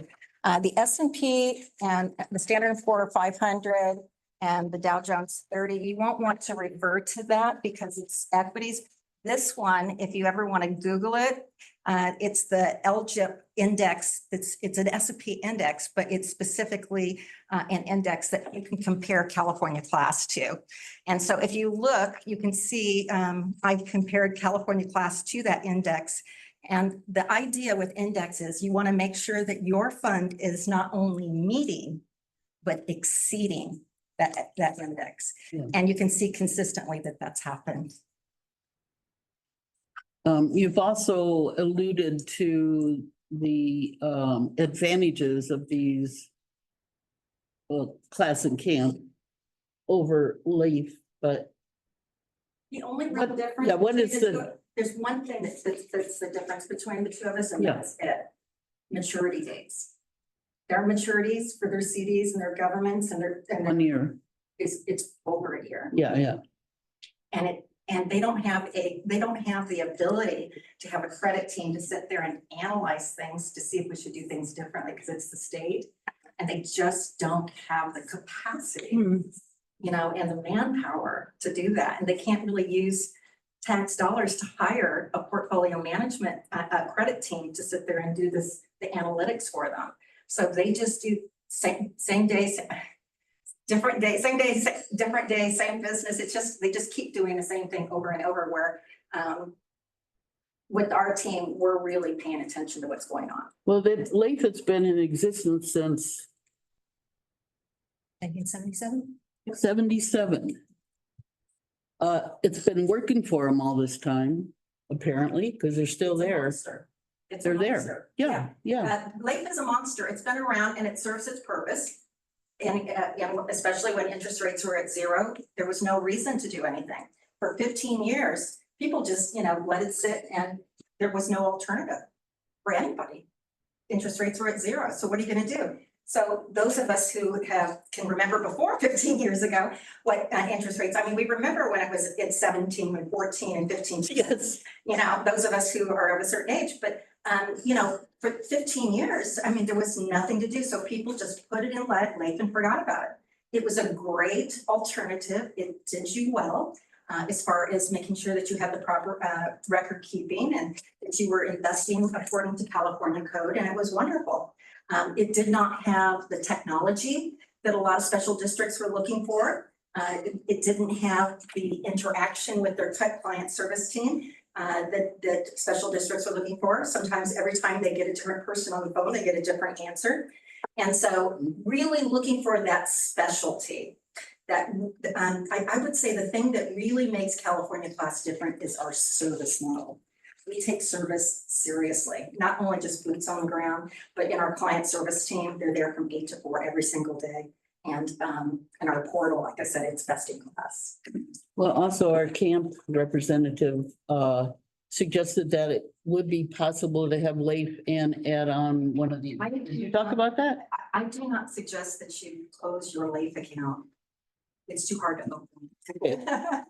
But you're okay with, Keep it open. you're okay with using Class in addition? That's what the majority of our clients do. And I see the ones that you referenced, the Bighorn and MWA. How long have they been with Class? Over a year. So we can talk to them? Oh, absolutely. I insist. Okay, Matter of fact, we have about 25 water districts in your area. I see. Yeah, It's quite a list. And so I would be happy to get the names and telephone numbers and email addresses for, if you prefer the ones local or. Well, we know them. Okay. I know it's a small community and you all serve on different boards, so Thank you. you're welcome. Director Short, I think you've answered all my questions. Thank you. nothing further from me. See, Director Johnson, Sarah Johnson. No manager. Sorry. I was couldn't get it out. Sorry. Johnson wants something. I still have a couple of questions, and I feel like if I have them, then maybe someone else in this room might still have them. So you mentioned with Lathe that they don't have the manpower to do some of the work that Class does. Right. We're worried about that too, because we're not exactly certain how this works in contrast to Lathe. And so the question is, if the account was open and funds were put into that account, whatever that number is that it? Is that all there is to it? That's all there We're is to not it. picking treasury bonds or CDs or what? No, you are hiring, you are paying us 10 basis points. And again, a basis point is 1/100%. So we're talking about pennies here. You are paying public trust advisors to do that for you. We are the specialists in the area of that California Code 53601. We know it like the back of our hand. We have an extremely deep bench in our portfolio management team of very, very talented people. And together with the credit team, you don't have to do anything. And that's actually the beauty of pools, that it's one stop shop. You just make the deposit and you're done. There is nothing, you don't have to pick the investments. I can email you a list of the investments inside the pool. We will have maybe 30 different CDs that we're investing in. Maybe the first one, 10 million is in Bank of America. Maybe there's another 10 million and, whatever the next bank is that's listed. And you can go through and look at every single one of those CDs, just like you look at your own bank statement. And it'll tell you what the rate of return is and when the maturity date is. You can look at all of those and I can send you a copy, but no, that's what you're paying us for. You don't have to pick anything, that's what we do for you. Okay, that helps clarify that. And then the next question that I believe Vice President Doodle was trying to get, I still don't feel like I'm fully clear. Is the principal safe in the JPAs versus LAIF? I still don't feel like that's a clear answer. Yeah, it is, and it's not guaranteed because the only place you get a guarantee is at the bank, and that's through FDIC insurance, up to $250,000 only. You will not get any type of, I call it the G word. The G word doesn't exist in the pool market, whether it's at the county level, the state level, or with a private company. You will never have any type of guarantee, but the guarantee you do have is California code, which is those guardrails that I talked about. And those are the guardrails to make sure that we only invest according to what the state of California says that tax dollars can be invested in. Perhaps you remember here in California, Orange County declared bankruptcy because they were doing all of these crazy investments. And it was because of Orange County and that bankruptcy that Sacramento said enough. Enough. I remember. And so and it's a funny thing, it's a story about that. If they would have left all their investments alone, they wouldn't have lost a penny, they would have gained. They panicked and sold everything. So Orange County, Sacramento said, no more, this is not ever gonna happen. You can't just invest willy-nilly. No more arbitrage, right? And so everything is the most conservative investments, and that's what we refer to as fixed income. So the risk is the same regardless of LAIF or the JPA? It is exactly the same. It is exactly the same. What LAIF does is they have a variable price, NAV. And sometimes maybe it's a little bit lower, your principal went down, and you probably have seen that on your statement, where your principal changes, right? Yeah. But you will never see that in California class because it's fixed. That price is fixed. And so that deposit or principal, as we refer to it, will never change in the prime fund because it is a fixed NAV price at $1 and it never moves, never moves. And that's all barring anything catastrophic. Oh, absolutely. Yeah. And if fixed income CDs and government treasuries are in trouble, then we're gonna keep it up. Yeah, we've got some bigger problems. Exactly. We got some bigger fish to Talk about the economy. Dr. I was gonna just add a little tangent. When Orange County did their bankruptcy, they figured they cut the tipping fees on their garbage from $35 to $17. For 2 years, they just sucked in all the garbage. That's what got them a lot more money. I know more garbage. I ever want to know. Sometimes when I get these questions, I refer to Orange County because that's really the catalyst that's enough. Yeah. CAC Chair Pareo, anything? So, for an example, say we invested $1 million. So you take it off the front, how much would that be? Never take it off the front. We take it out of the yield. Okay. So you will never on a statement ever see a charge, a transaction, an annual fee. On any of our statements, it doesn't exist. Because no participants are ever paying a fee because it's already taken before we post our interest rates. It's called an internal expense. And so down before we even post that we're paying 5.44, it's already been taken out. So that 544 is all you. That's great. And same question as I asked this gentleman. What percentage of the total investment would be available same day? 100%. There's no minimums, no maximums. You can put in There's no, for withdrawals, there's no minimums or maximums, either way. You can take out 100% of the money, same day, if you give us the instructions by 11 o'clock. If it's a wire, it's same day. If it's ACH, as we know, that's overnight. But yes, we do keep 20% of the portfolio in money market. And if it's 80 million or more, we ask that you just give us 24 hours notice. And if there was a catastrophe where there was a lot of people pulling. Yeah, well, what happens is we're paying attention to what's going on in the economy, and we're keeping a very close eye on the behaviors of our participants. So we're watching their activities, seeing them moving in and out, and we really get a good feel for what their behaviors are as far as pulling money in and out. So we make sure that that reserve is there to meet. So anytime that we see something, and also, you know, that's my job to get out there and call you. If there's something going on in the water business, that I'm out there talking to you, just like I did with San Diego when they were having their issues with water down there, and Rainbow Water District. So, you know, whenever something is going on, I'm usually on the phone calling you and just asking you, is there anything that you need? Is there anything that you'd like to let me know? And I do want you to think of me as an extension of your department. Yeah, so God forbid, earthquake. You would be able to get it out same day. Yeah. Yeah. Perfect. Yeah. Thank you so much. You're welcome. Director Jarlsberg. I just had a little, I love this chart. And I've been working it. And somehow the presidential campaigns have come to mind, and I'm thinking, I'd like to hear him and her do a debate. You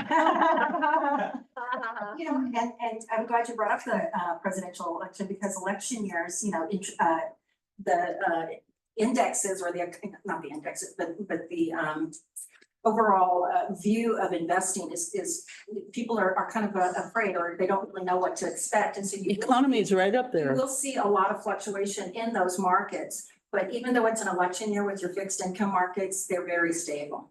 Very But stable. why should we go with him and not you? I don't think that you shouldn't go with him. I think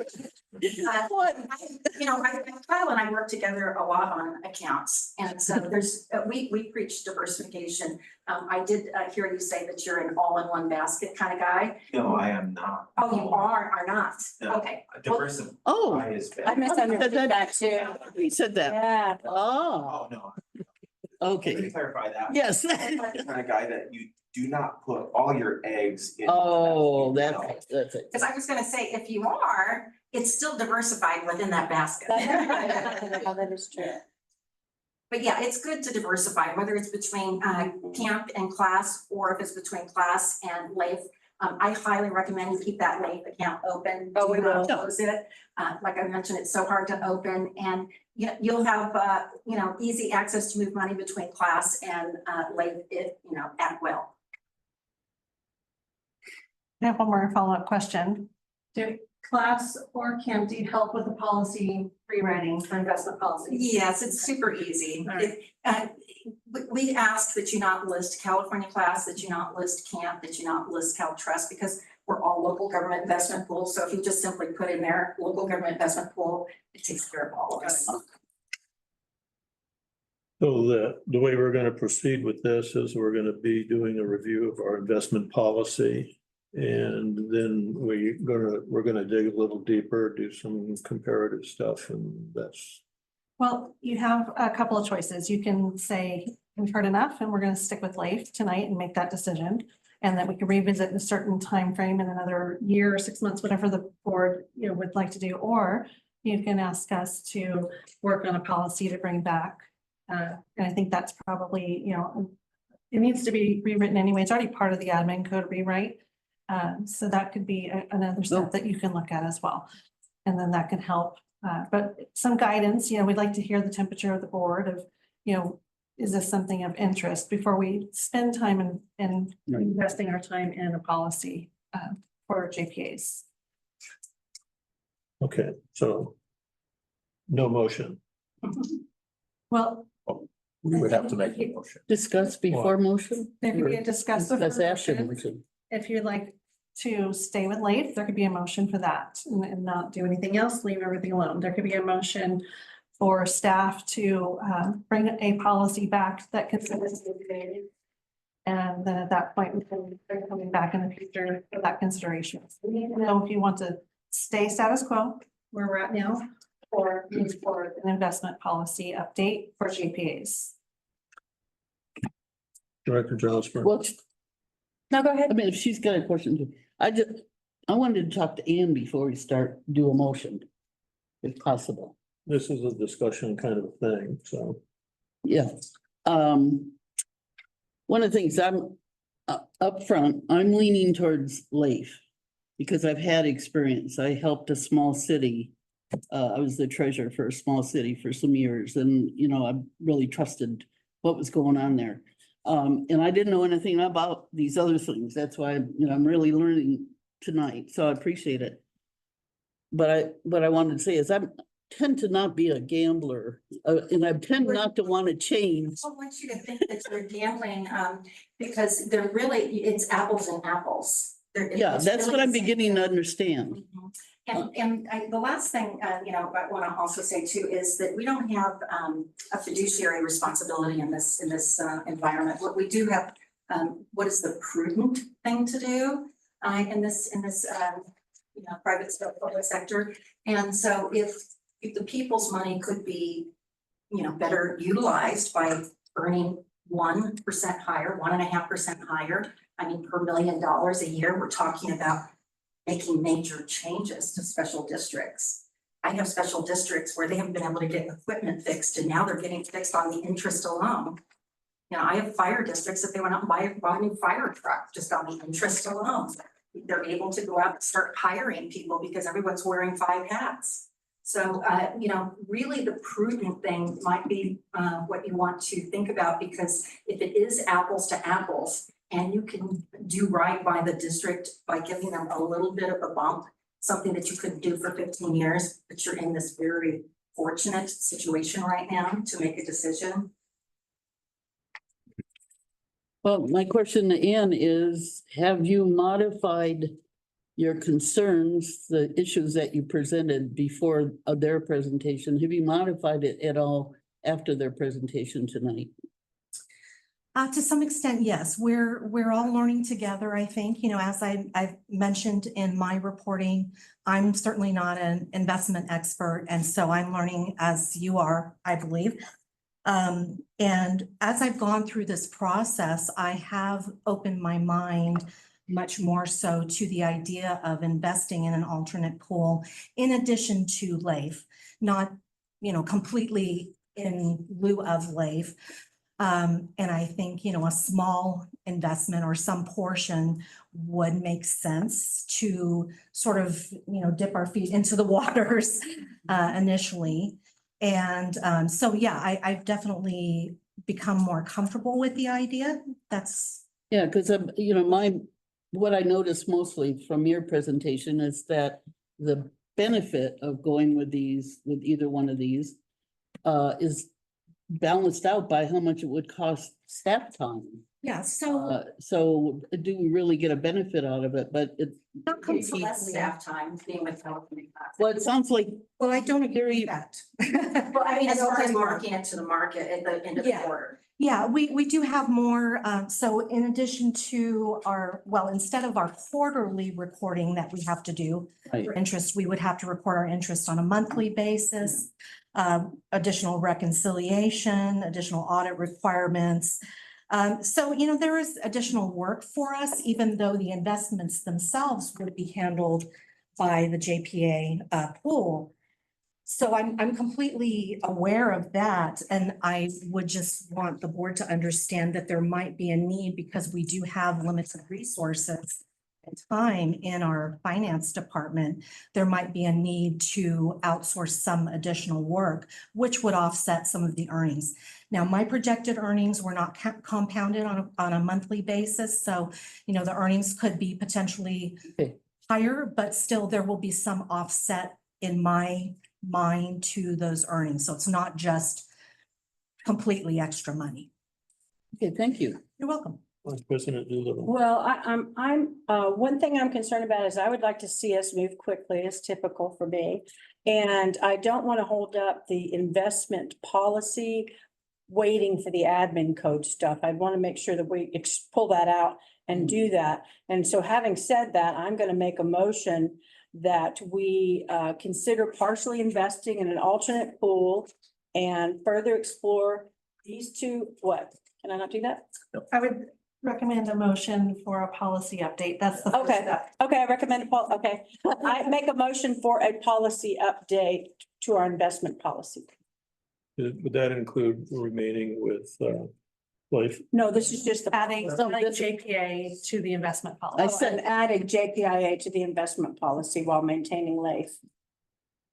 I'll second that.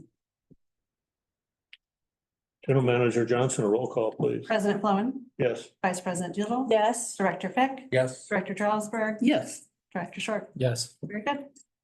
Motion carried. Thank you. that was easy. And I'd really like to say thank you to Yeah, thank you. so much for coming. Yeah. Who knew it'd be fun, huh? I didn't. Got the motion. Thanks for the chocolate too. You're- Kind of hit It's the it. sweetest business we're in.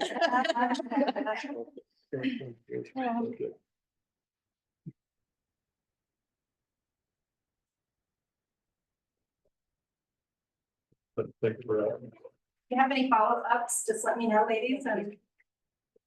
Yeah, drive safely.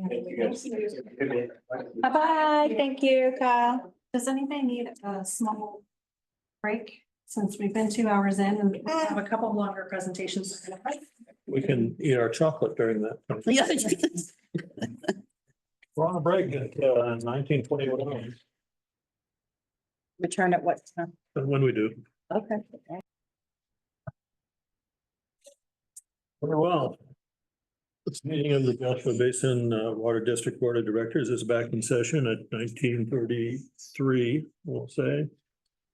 Item number 8B on the agenda, Joshua Basin Water District Administration Building. Permeable asphalt and stormwater catchment and exterior refresh maintenance project. General Manager Johnson. Okay, thank you. So we have both of these listed under item B. And we're going to ask that the board hear the presentation on both the item 8B1, which is the permeable asphalt and stormwater catchments and exterior refresh maintenance project, and the Mojave Water Agency Strategic Partners Grants. Because these conversations have organically kind of morphed together because they all have to do with the exterior of the building. So we ask that you'll hold any motions until you've heard both of them, and then we'll come back to it at the end. So I hope that everyone had the chance to read the rather lengthy material that we've provided to you. Many ideas have been considered for maintaining the exterior of our administrative building.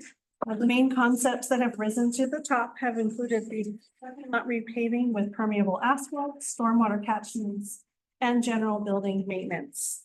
The general building maintenance has already been budgeted, and they typically do not require a return to the board, but because it's so complex and so many different ideas have risen, we just decided it'd be best that the board review it again so that we can find the best possible outcomes. So with that, I'm going to turn this over to David Shook, and we're going to go through a PowerPoint presentation. Back first year last since you've let me keep that. Well, normally I like to start with a cheesy joke, but the one I had wasn't very good at. It was- All right, I am David Shook and I'm not Sarah Johnson, so I will be handling this part of the presentation. So next slide, please. All right, so just a brief introduction. Our topic is the permeable asphalt in the stormwater catchment. And as General Manager Johnson mentioned, the exterior refresh maintenance project. Our recommendation is to discontinue our research and our work on the permeable asphalt and the stormwater catchment and approve the exterior refresh maintenance project.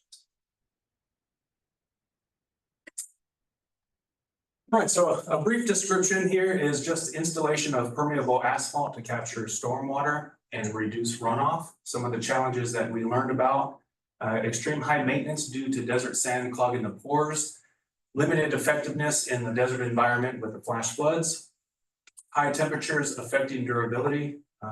The permeable asphalt cannot support heavy vehicles and a long installation time. So during our research, what we learned is that the entire parking lot here would have to be excavated down to 4 feet, I believe.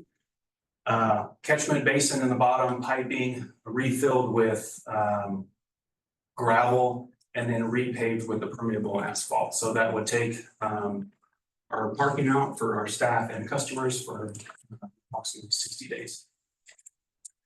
In addition to that, going back to the heavy vehicles, we also have Tech that visits and empties both of our dumpsters twice a week.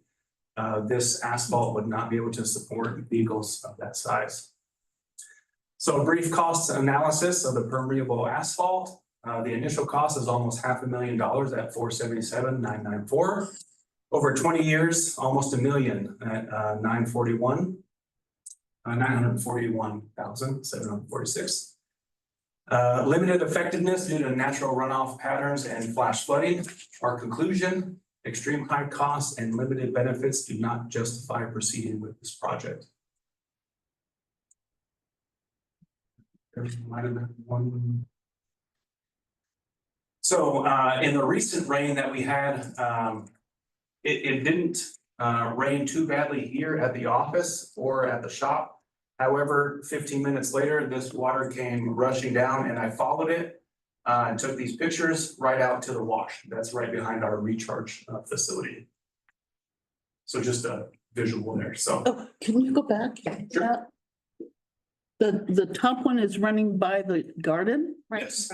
Right in the corner. down the street and around the corner? It makes Okay. a left down park, The left turn? and then right into the wash. Okay. Okay, thank you. So I should have put some descriptions of where this was, but this was literally just navigating the neighborhood down the street and following the wash wherever I could and just taking a picture, so. Slide. So what we'd like to do is shift the focus back to the exterior refresh maintenance project. Our objective here is to maintain and extend the lifespan of our admin building. Some key components, exterior patching and painting. And so you can see the exterior has already been patched and fixed up. So it's ready for paint. Windbreak installation. It was actually mentioned earlier this evening about having the windbreak at this west door here and as well as the front. Roof and gutter maintenance and some updated signage that we're actually behind 1 or 2 logos on our front sign. So we're looking forward to moving forward here. A cost analysis of the exterior maintenance, a total cost of approximately $45,000. We budgeted $47,000. The components, painting and minor repairs for 9, windbreak installation, $24,000. These are very robust, heavy gauge steel with 1/4 inch tempered glass. In-house roof and gutter maintenance. Our shingles are going to hold up for approximately another 10 or 12 years, I believe. And new signage and additional small projects. To conclude, the exterior refresh maintenance project is a cost-effective and necessary for maintaining the building. Our recommendation is to approve the exterior refresh maintenance project and discontinue the permeable asphalt and stormwater catchment concept. So here you see, actually, I'm going to pause here. You can go to the next slide. These align with our strategic plan, continuously updating district facilities and the fiscal impact, as I mentioned, 45,000 of the 47,000 that's been budgeted. So here's where we're going to pause, right, before we move on to the rock wall. So if you have any questions about the permeable asphalt, stormwater catchment, and the exterior refresh, we'd like to take those questions here before we move on to the second part of this. We're exciting paint colors and JB and wall. Vice President Doolittle. Okay, so thank you so much for this presentation and all this info. I was just looking at it again. So just a couple things I had was that I appreciate all this effort. I don't know that all this effort needed to go to once you reach that amount of money. And that came from the USGS, right? So not necessarily somebody, a contractor who'd be doing the work. The USGS gave us those numbers on the permeable parking lot. Is that what I understood? No, USGS didn't give us the. Oh, okay. No, we did work with an engineer. Oh, to okay. Discuss what the cost would be for the asphalt, for the excavation, for the attachment portion of it. It's about 5 hours total over the course of a couple of months, discussing, how the project could come to fruition. The cost came from that source and from our own internal staff, looking at cost for procuring the supplies, inventory, and permeable asphalt. So one thing that was happening, and this happens because we end up talking over each other too much, and Director Jarlsberg kept saying permeable, and I kept saying semi-permeable, and I see that the semi-permeable wasn't investigated as part of this. Let me finish. And that we can use parts of it. Parts of it would be semi-permeable. So anyway, I just want to say that. And then, I talked to a few ratepayers about this regarding the water going down and hitting the wash. Now, my issue with this in the past has been that I feel like this presents a picture to ratepayers that this is an acceptable way of dealing with floodwaters on their property. And that, I prefer that we look at some of the solutions that the Department of Water Resources offered in that video that I shared with you all. And because the issue is that we are pushing the problem onto somewhere else or someone else or somewhere else, because that water is then going to go to Sunfair and contribute to flooding on Sunfair. So that's actually what we're doing when we do that. Just a couple of questions. So do we have a designer that's going to be doing the wire fire stuff, or are they designing They it? are designing it, Okay, so the architect's not involved in that. not in that portion. Okay. And then with the rain gutters, where does the water go with the rain gutters? Into our nice little planter beds around the. Okay. And that doesn't contribute to any flooding in the parking lot? Not that I've ever seen. Okay, all right. And then the professional sign maker is going to make the signage. And, I appreciate the word professional. But this looks nice, the plasma cut into plate steel and everything. I just don't know if they're a graphic designer, you know what I mean? So anyway, just sharing that. And I think that's all that I had. So, thanks for all of this information.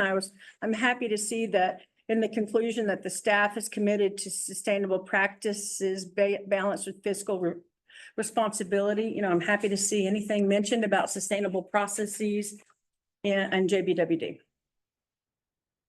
Director Fick. Well, I'm somewhat in agreement with staff in the sense that I think the weather patterns that we have out here, it's all or nothing. It rains cats or dogs, or it doesn't rain at all. And trying to invest that much in the permeability or semi-permeability with its liabilities is just not worth it. So that's about all I have on that. Oh, if I just may, pardon me. And the one thing that I didn't see really examined here was the idea of some sort of catchment for the water, where it could be used somewhere else. What's that last few words? Where it could be used somewhere else. So like, there is a way to catch water in a certain area, and then it could be used to water the garden. And then once that catchment is full, then it goes down the road. So it's not that would put us at risk of flooding.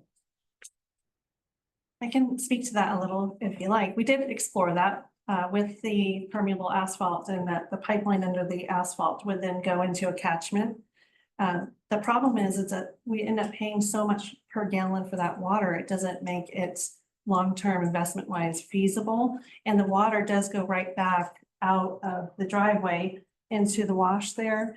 And our wash, USGS did tell us, is where a lot of our water does get permeated back into our aquifer.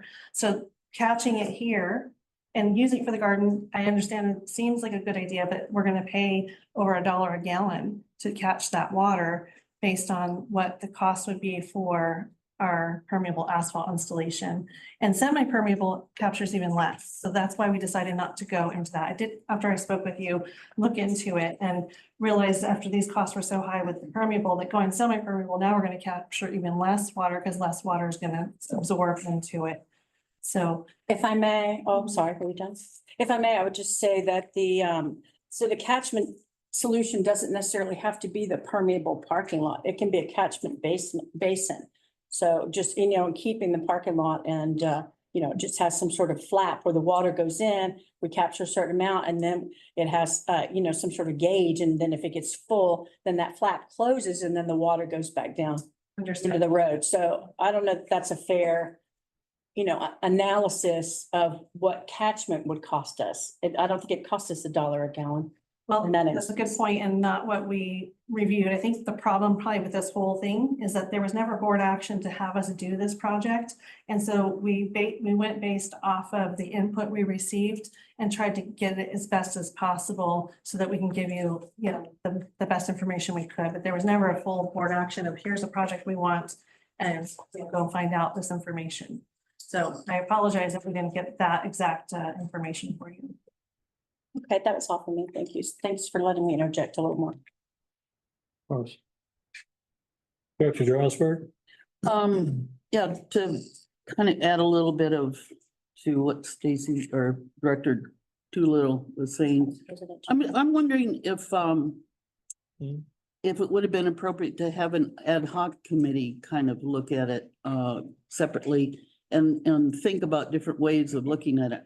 I'm concerned, or I'm interested in the water district being a good example for sustainable efforts to the community, to kind of stand out as kind of showing what could be done.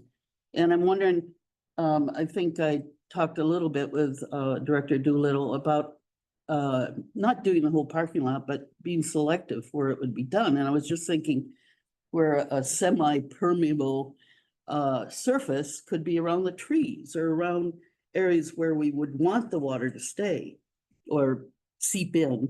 And I'm curious I think you've talked in the past about what's going on with the dirt along the road here and around the trees. Nothing is going on with it right now. And it seems like that might be a place where water could be directed and then seep in from there somehow. Either with a permeable or semi-permeable surface or something redone with the landscaping. And I think you have brought that up, that you're thinking about doing something out there. And then I also have a question about, you talked about runoff issues, and runoff issues is a big term. What do you mean? What are the specific issues with runoff other than it going down the driveway?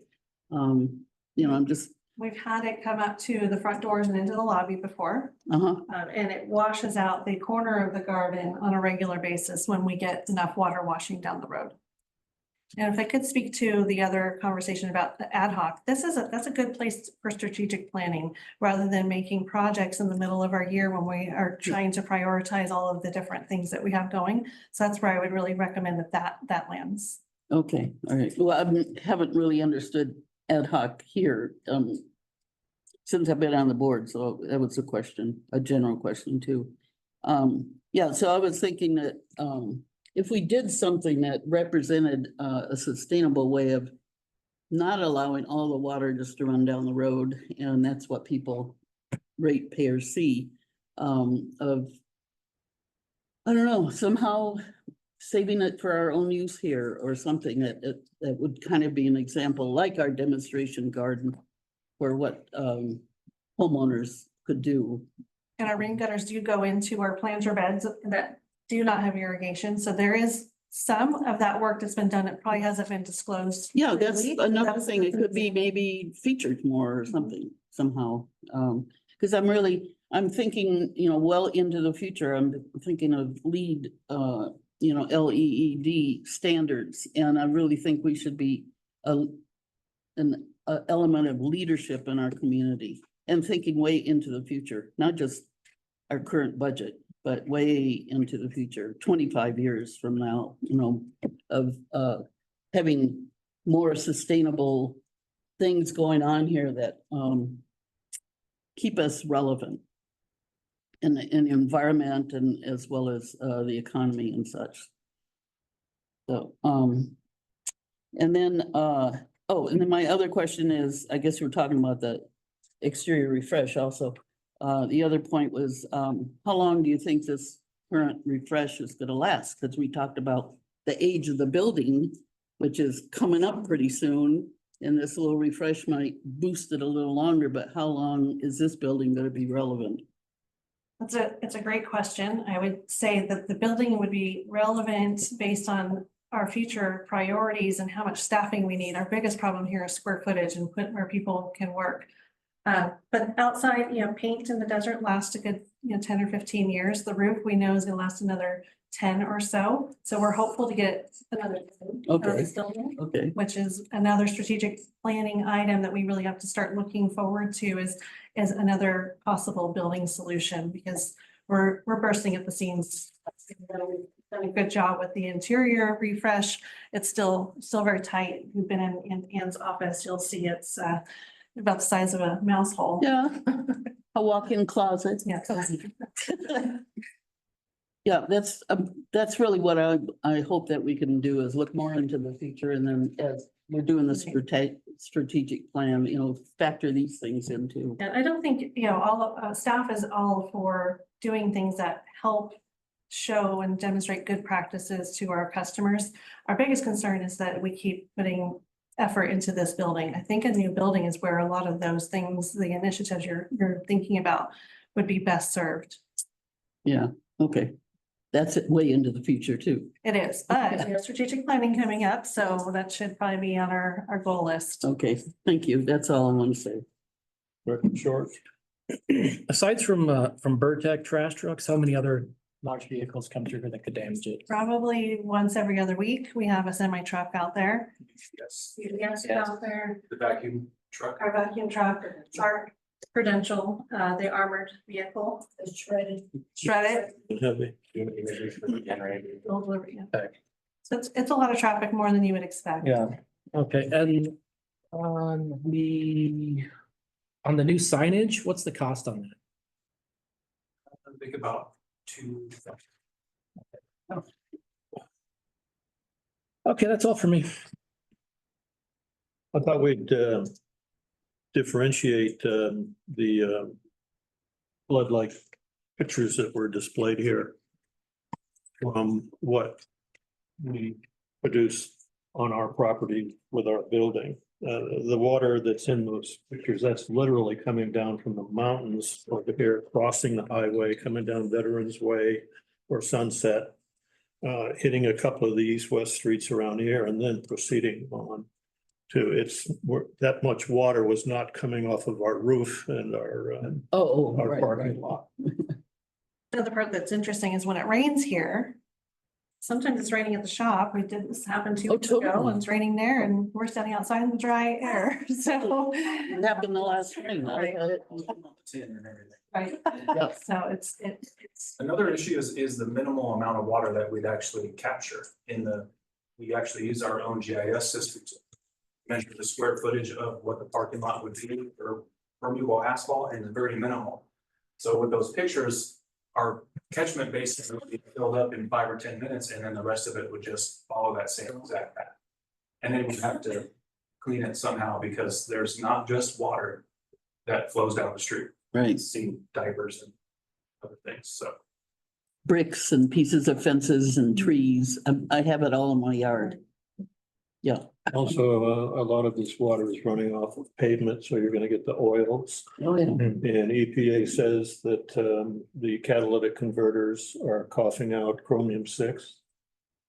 I read that last. Oh, really? Yeah, Interesting. read that last night. I don't know what the amounts are, that could be something trace, but we do store this stuff in our bodies. It accumulates in our bones and some of our organs.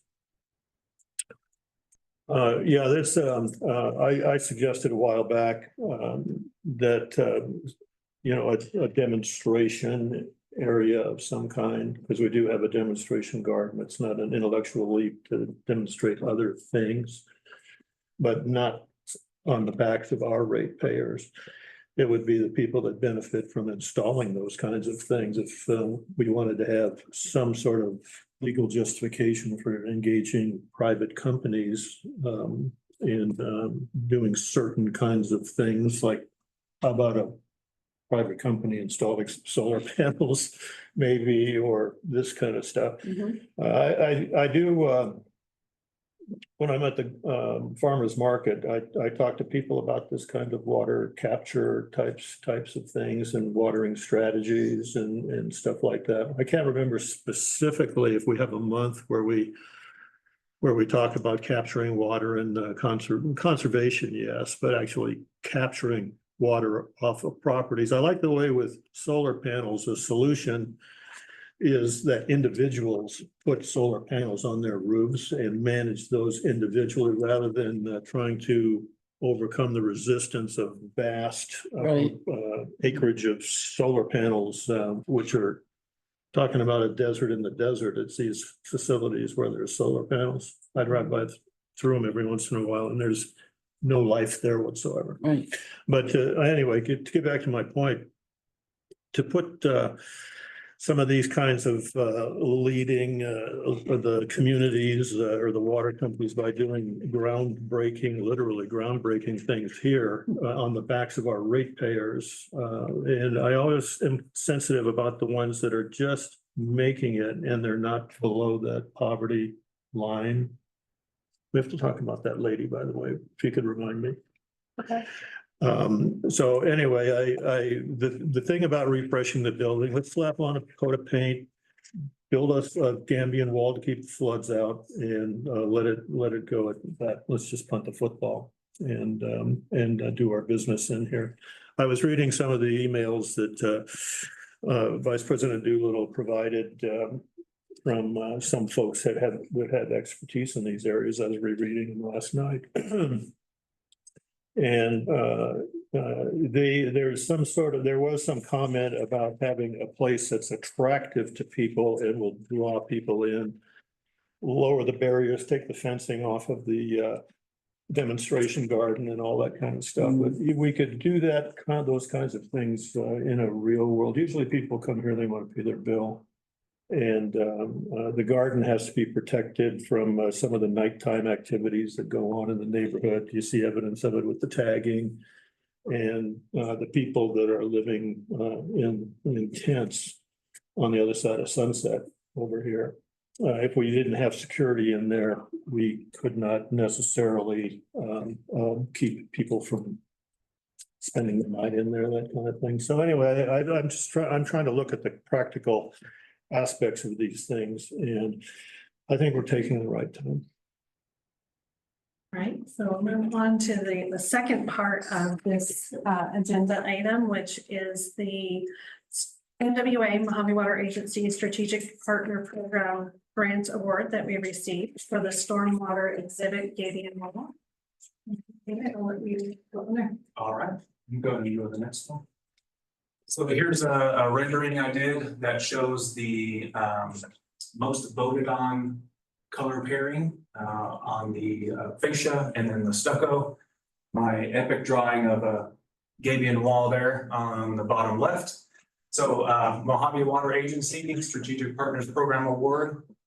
We received that for Stormwater Exhibit Gabion Wall. Our recommendation here is to accept the NWA Stormwater Strategic Partners Program Grant Award and approve this proposed design. There on the right, up above is a more realistic version of what our wall size and shape will be. However, the rocks that are in that particular picture are a little bit larger than the ones we're planting. Down below that, on the lower right, are the 2 to 3 inch size red-ish color rocks that we're anticipating. So it's just a rendering showing that all going together there. And if I could clarify, we did use an architect for color schemes. And they gave us about 3 or 4, and of those 3 or 4, we let staff choose the best ones, and these colors here are what won in that 59%. 59%. Right, so with the MWA partnership, this has brought over 4.8 million in grant funding to Joshua Basin Water District for various projects. This current grant is $10,000 awarded for the Gabion Rock Wall Stormwater Exhibit. Here's a little bit of a better rendering. I took out the blue letters that are on the fascia there, mocked up a really awesome looking sign. So again, this is just limited by candles, just to give a an idea. Moving forward, we have the windbreak there. We are also considering changing the really bright yellow bollards that are up front to something that suits the building more. And as you can see on the left and right, there are the versions of the L-shaped Gabion wall. And so we saved money by using our in-house staff to mock up these designs. Don't stress about them. That we use AI and Canva to put this together to give you somewhat idea of a final product. And better in real life. The Gabion wall structures are high quality galvanized steel. And the way that they're constructed is we give the measurements and it's laid out flat. So it goes from 2D and then it's erected into a 3D form. And it has these really nifty, almost like this spiral galvanized steel that go in the corners to lock those in. And then the top gets folded onto itself. So it's kind of like it's the art when you fold the paper. Origami. Origami. It's our version of Gabion wall. And they do not require any permitting. They're not structural and they can be moved. So if there was a future project that we decided there was another building or somewhere else and we didn't need them here, they can be moved. Next one. So the scope of this project, the Gabion rock wall, to slow stormwater flow and protect assets. This has an educational component. We'll have interpretive signs for public education on stormwater mitigation. And the benefits, protecting investments and reducing stormwater damage, educating the community on water management, and promoting natural drainage and creates habitats. So this rock wall can house spiders, Lizards. Whales. Snakes are not allowed. And this is just another picture on the previous slide. I think it's a little bit larger so you can see kind of the structural. Let me go back. Next slide. So cost and implementation, the total cost is $20,000. The grant reduces the district cost to $10,000. We're going to be doing this in-house for a ton of cost savings. We've got it all priced out and where we're going to be getting the material from. The fiscal impact is $10,000 to the district, which is budgeted for the fiscal year 24-25. Another strategic plan alignment to continuously update district facilities and educate and engage with customers, community, and partners. In conclusion, the Gabion Rock Wall project supports sustainability, education, and cost savings. It really does get dry up here when you're talking. Sorry about that. And our recommendation is to approve the Gabion Rock Wall project and accept the $10,000 MWA grant.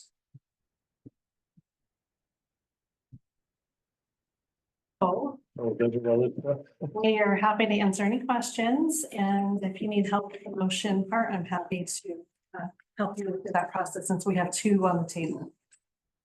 David, did you have anything on this?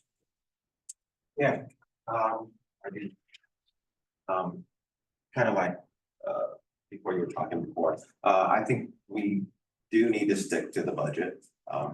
you know, talking about the bears, and there's some people that are crunching, so. Anything else that we do is over the top, kind of like for right now. I think the water, I don't think it's wasted. It's going to aquifer. If we were to save the water, there's so many little teeny particles. They fill in divots or holes, and you're gonna be needing to clean that out. As you can see in the picture, think of it going around the corner, you see all that little sand buildup. That's something really fine and hard to deal with. It really is. And can get into this. I like the learning aspects. I like the way it looked. I really like the way it blended good mountains and back.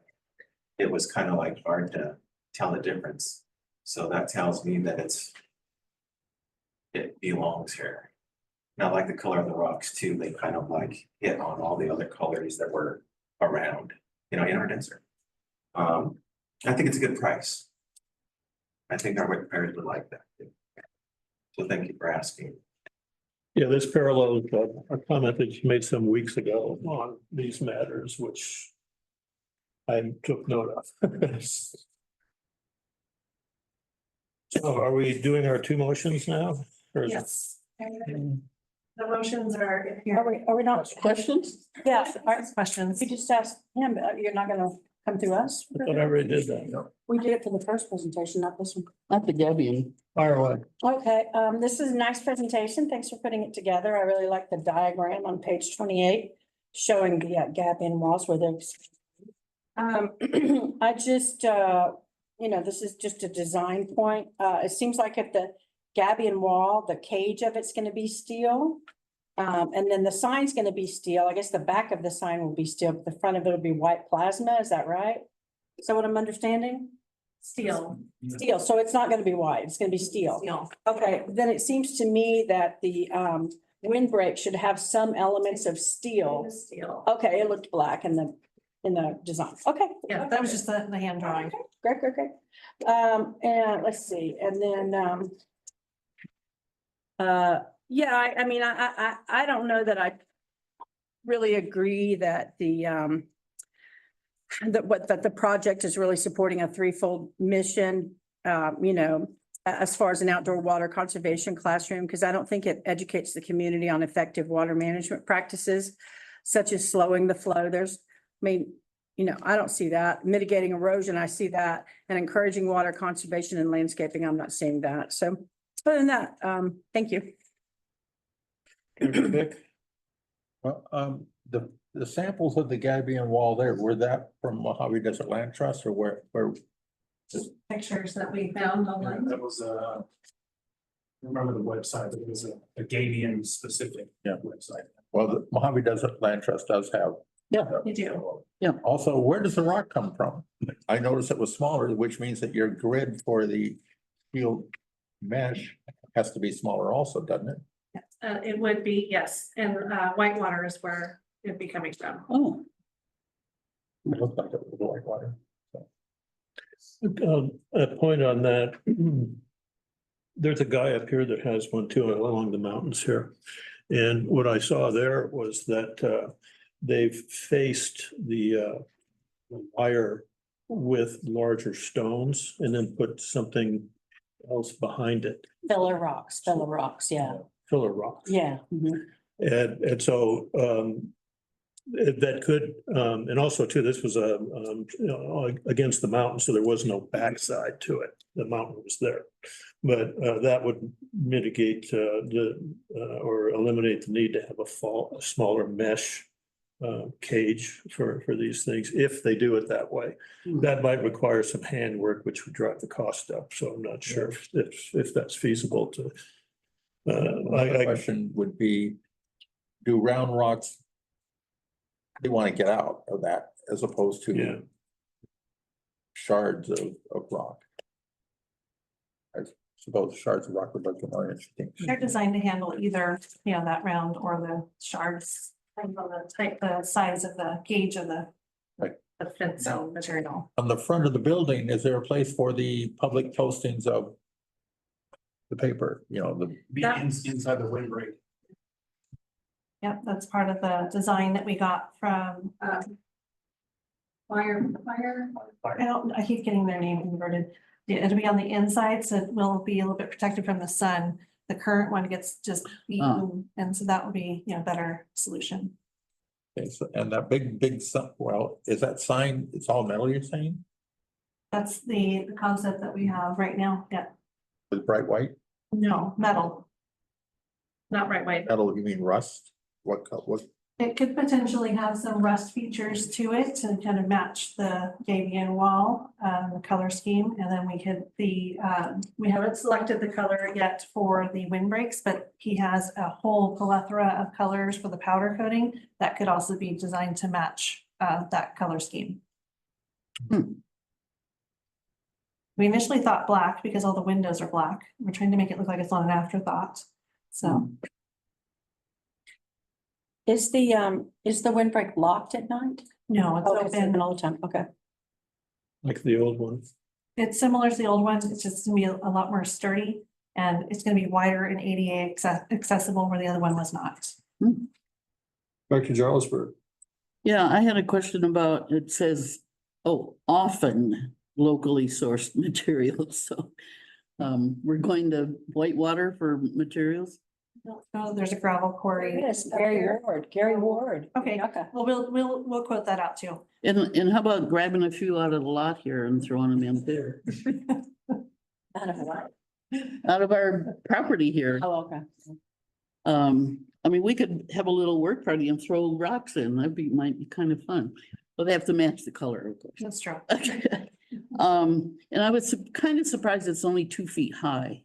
And why was it chosen? Is that price or? Price, it's a lot less expensive. It serves the purpose. The main purpose is to keep that flow of water, That's what's the coming up the parking lot, pushing it so it's not just flowing straight into the building. Price was a big consideration on it. And as you go higher, permitting does come into play. That was another, yeah. It'd cover the windows too, if it was too much higher. Oh, is that the same level as the window sill? It'll be No. lower. A little bit lower? Okay. And the $10,000 that you said is in the budget, was that under the refresh or what's that under? It's on I don't the remember. stormwater exhibit. Exhibits? Yeah, there's a whole. Oh, okay, because I separate, didn't remember. where it Separate came GL from. for it. Okay. I think that's all. I think you did not mention that one of the walls, I mean, there are obviously walls in the corners of the building, but one of the walls along the garden. And I think that's the one that's gonna protect the wall, part of the garden washing away during the storms. That's a good point. It's in the Yeah. report, but we didn't talk about that today. I think that's important. Yes, so Absolutely. from the end of the garden to near the garden gates, we haven't measured out exactly is where that will be, so that will help. But all the way to the end of the drive, or the beginning of the driveway. Yes, exactly where we showed in the pictures earlier where that water was washing through. So Yeah. it should help mitigate some of that damage that we've That's, had in the I'm past. glad to see that, actually. Yeah, okay. Dr. Short.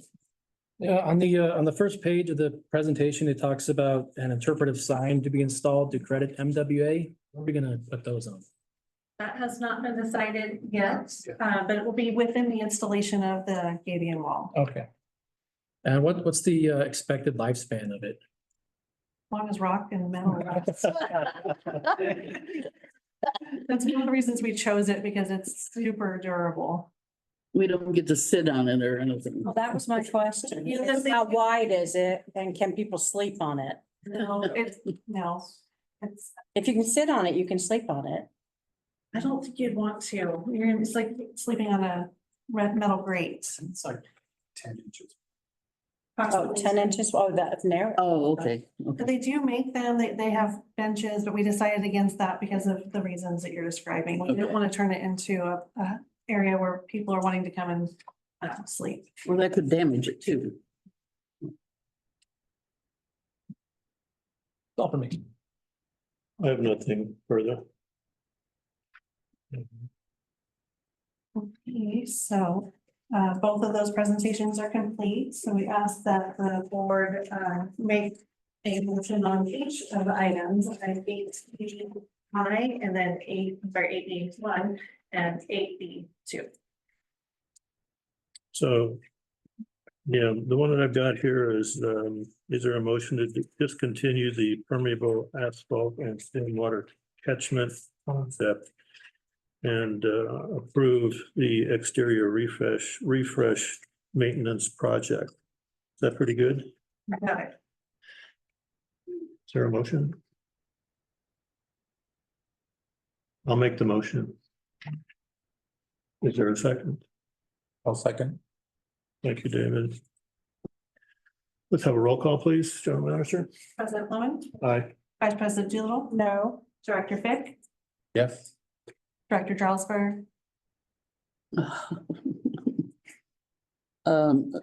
Yes, Director Short. Yes.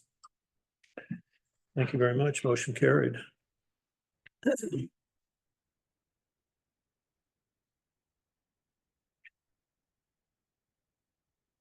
Okay, Mojave Water Agency Strategic Partners Program Award Conservation Media Campaign. General Manager Johnson. Oh, we need a second motion. Oh, no, yeah. On 8, Oh, I thought that covered. Gabby and Wall. and that's the MWA Stormwater Strategic Partners Program Grant Award and Project. Goodness. Start here. I will move that. Is there a second? I'll second. Roll call. President Fleming, Aye. Vice President Doolittle, no, Director Fick, Director Jarlsberg, Yes, Director Short. Yes. Very good. Carried. Now, Mojave Water Agency Strategic Partners Program Award Conservation Media Campaign. General Manager Johnson. Okay, so as we discussed earlier, MWA is a strong partner to our district. We have received over $4.8 million in grant funding. That Kathleen Radnish was able to share with me a nice spreadsheet showing all that. I didn't realize that number was so large over the years. So definitely an important partner to us.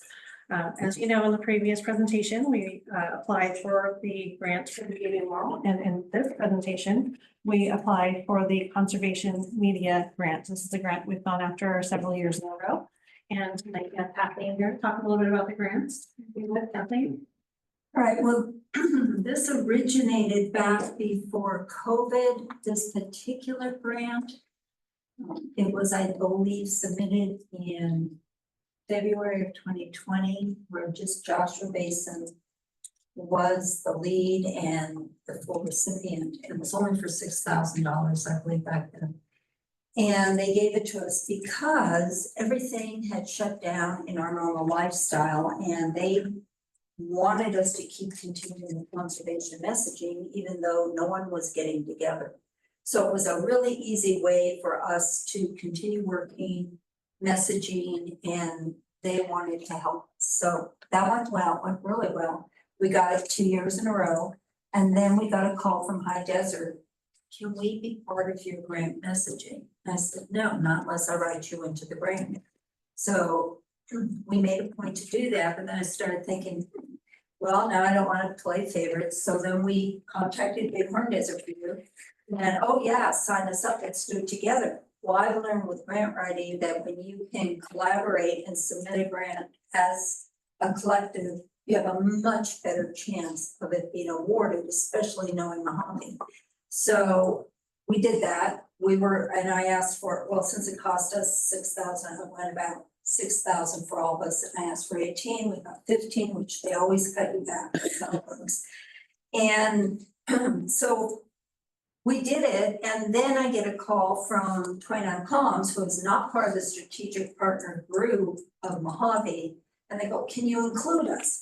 And he says, it would be good if it was one voice to all the people that were all saying the same thing. And so I had to get Mojave to say yes, but Mojave wasn't gonna give them any money.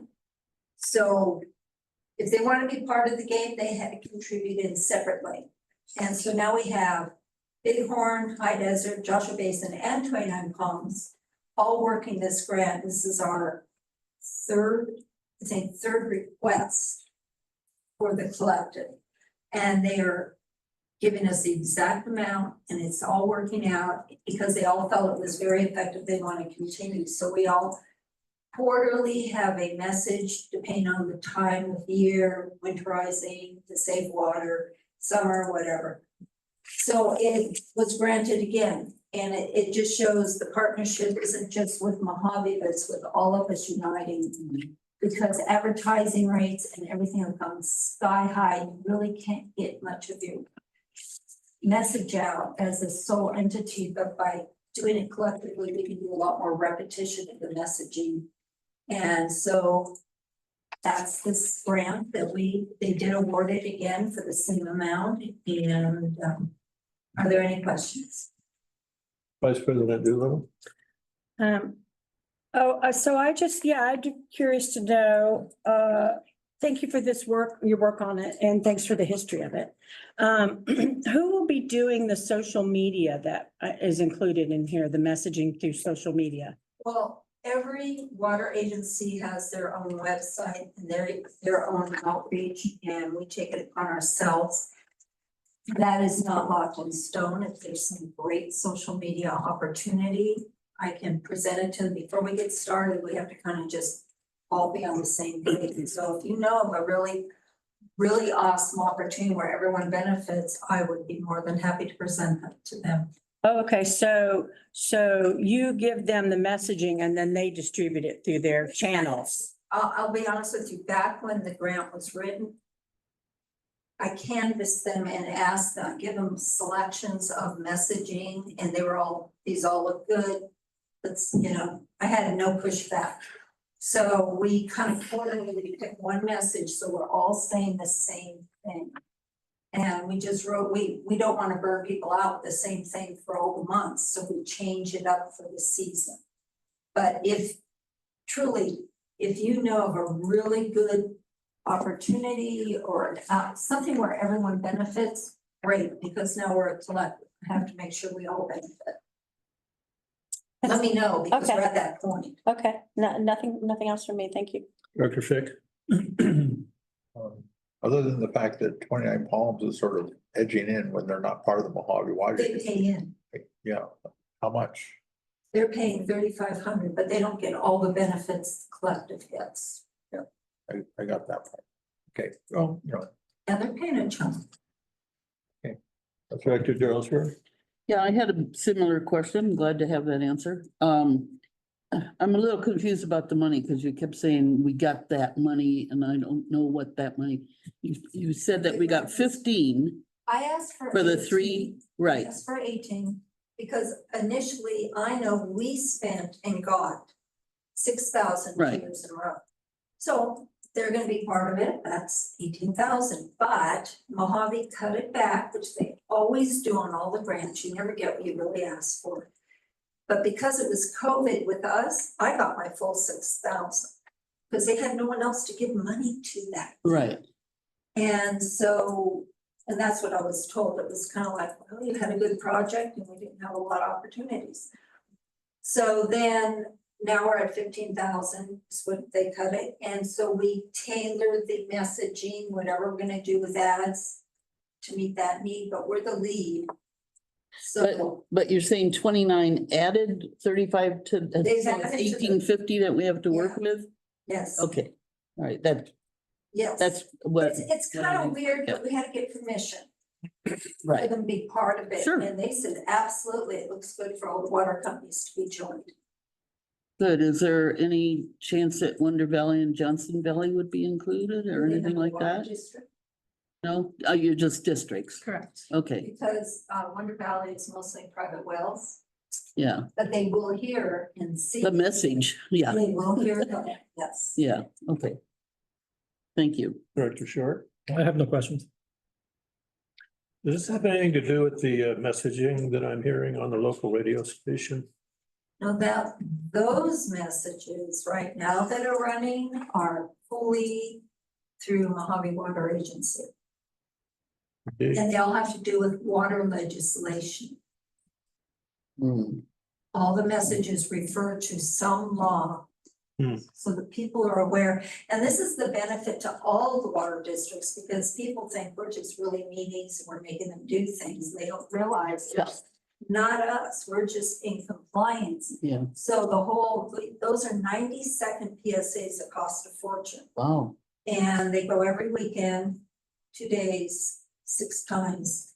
And they address what water districts and water providers agencies are having to deal with legally by state laws or federal. CAC Chair David Flynn, do you have anything? Say thank you for all the hard work that you're doing. It's been all of us out. And we appreciate it. Beautiful. Is there a motion from the board to receive and approve the Mojave Water Agency Basin-wide Conservation Media Campaign Strategic Partners Program, please? So moved? A second? I'll second. Thank you very much. Roll call. President Fluen, Aye. Vice President Doolittle. Yes. Director Fig, Yes. Director Jarlsberg. Yes. Director Short. Yes. Thank you very much. Motion carried. And now, Association of California Water Agencies Joint Powers Insurance Administration Grant Wellness Award. General Manager Johnson. All right. So this one's pretty simple, so it shouldn't take us too long. JPIA, Aqua JPIA is our risk sharing pool that we get all of our benefits from, and they offer opportunities for grants when funding is available. And this year there was funding available to submit for a wellness grant, and they give you some ideas in which to submit for. This year we submitted for our employee assistance program, which is a benefit that's paid for in the benefits package. It provides services to staff and their family. If they have a legal concern, they can get a consultation with a lawyer. If they have a mental health concern, they can talk to a therapist. It's a pretty robust program, and it's with this grant, it will pay for all of the EAP premiums for the year for the entire district for all employees. I'm happy to answer any questions. Vice President Doolittle. No question. Well, I mean, no questions for me. Vic? Sounds like a yes. Go ahead. Director Jarlsberg. I don't see the backup to this. What was the amount? It was for $1,050. So that's the amount of the premium, $40, thank you. Amount of the premiums for the EAP program for 12 months for the current staff. And is it called the wellness, something, what's it called for the Employee employees? assistance program. Oh, okay. Yeah, and that it covers all sorts of wellness topics. They have fitness classes and all sorts of online interesting topics that staff can use. It's really geared toward mental health therapy services and legal services. So they have, an employee can call them, it's all confidential, and speak to a therapist on any one issue for up to 6 sessions and at no cost It's $1,000? for the whole year for all staff. It's not an expensive benefit. It's a very important benefit, and I think all employers should really And that consider covers, having it. I mean, that seems like a small amount to cover the things you're talking about, It- like lawyers, I agree. therapists? So a lawyer would just be a consultation for 30 minutes to talk about, if you were maybe wanting to do a trust or a will. They could help kind of guide employees with that. And the therapy part is a big component of it. So Yeah. it's a very little cost, high benefit if it's utilized. Yeah, And this year there'll be no cost to the district should the board approve the grant. Director Short. No questions. Yeah, it's, I'm kind of hearing that it's a benefit for the employees, but it's a huge benefit for the district and for our community too. Happy employees come to work happy and they're more productive. The attendance is better. Retention long-term will be better. mhm. It's kind of, it's really great. It really is. David, do you have anything? I think it's a no-brainer. Yeah. Coming from the corporate world, that was something that was very important. And I think what we do was, I mean, I would like to see this happen.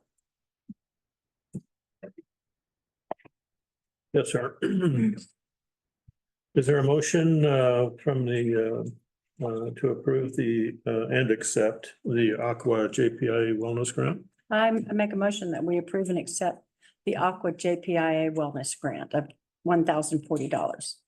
Second, Also, I'll second. we'll use David.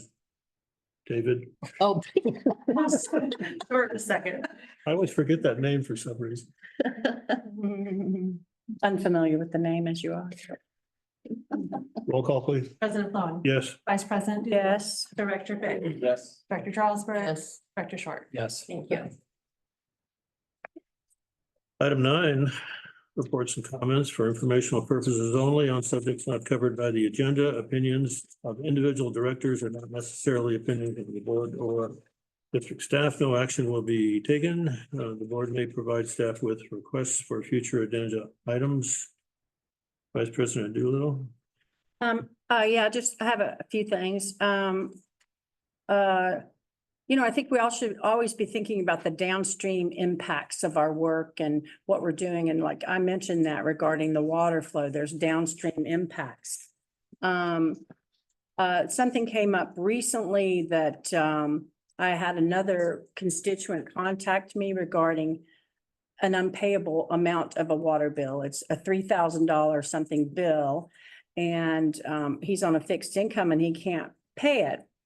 And so General Manager Johnson's directed me that, I need to tell people that the district is, I looked into it and the district's handling it and they'll be in touch with them. That being said, and I've already sent an email in response to these emails to the general manager, is that I'd like to request a report on these types of events. It seems to me after 4 years of interfacing with customers that these kinds of issues are not uncommon. I've stated before that the board rarely hears of customer issues such as these from management. I never hear where we fall down. I never get a report, oh yeah, that was a broken meter. I never hear that. I always hear it's on and I've said this before in ops meetings and stuff, I always hear it's on the customer side. And I'm likely misinformed, so a report would help. And I was just trying to come up with an example, but I would like to see how many customers have experienced a 30% plus increase in their bills in 1 or 2 billing cycles for the past 5 years. Now, if you would like to suggest different or additional parameters, I'm amenable to that. Perhaps new meter impacts should be accounted for. Perhaps seasonal differences should be taken out of the data set. I'd like to also discuss the fact that some unknown amount of this leaked water returns to the aquifer. Could some credit using an overall average be considered in these situations? Lastly, I'm interested in technology the district could temporarily employ to assist customers in identifying the leak location. The Flume product does this, but unfortunately it doesn't work with our meters, but perhaps there is something that, we could use that's a temporary sort of thing.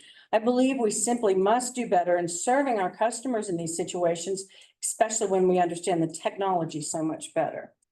There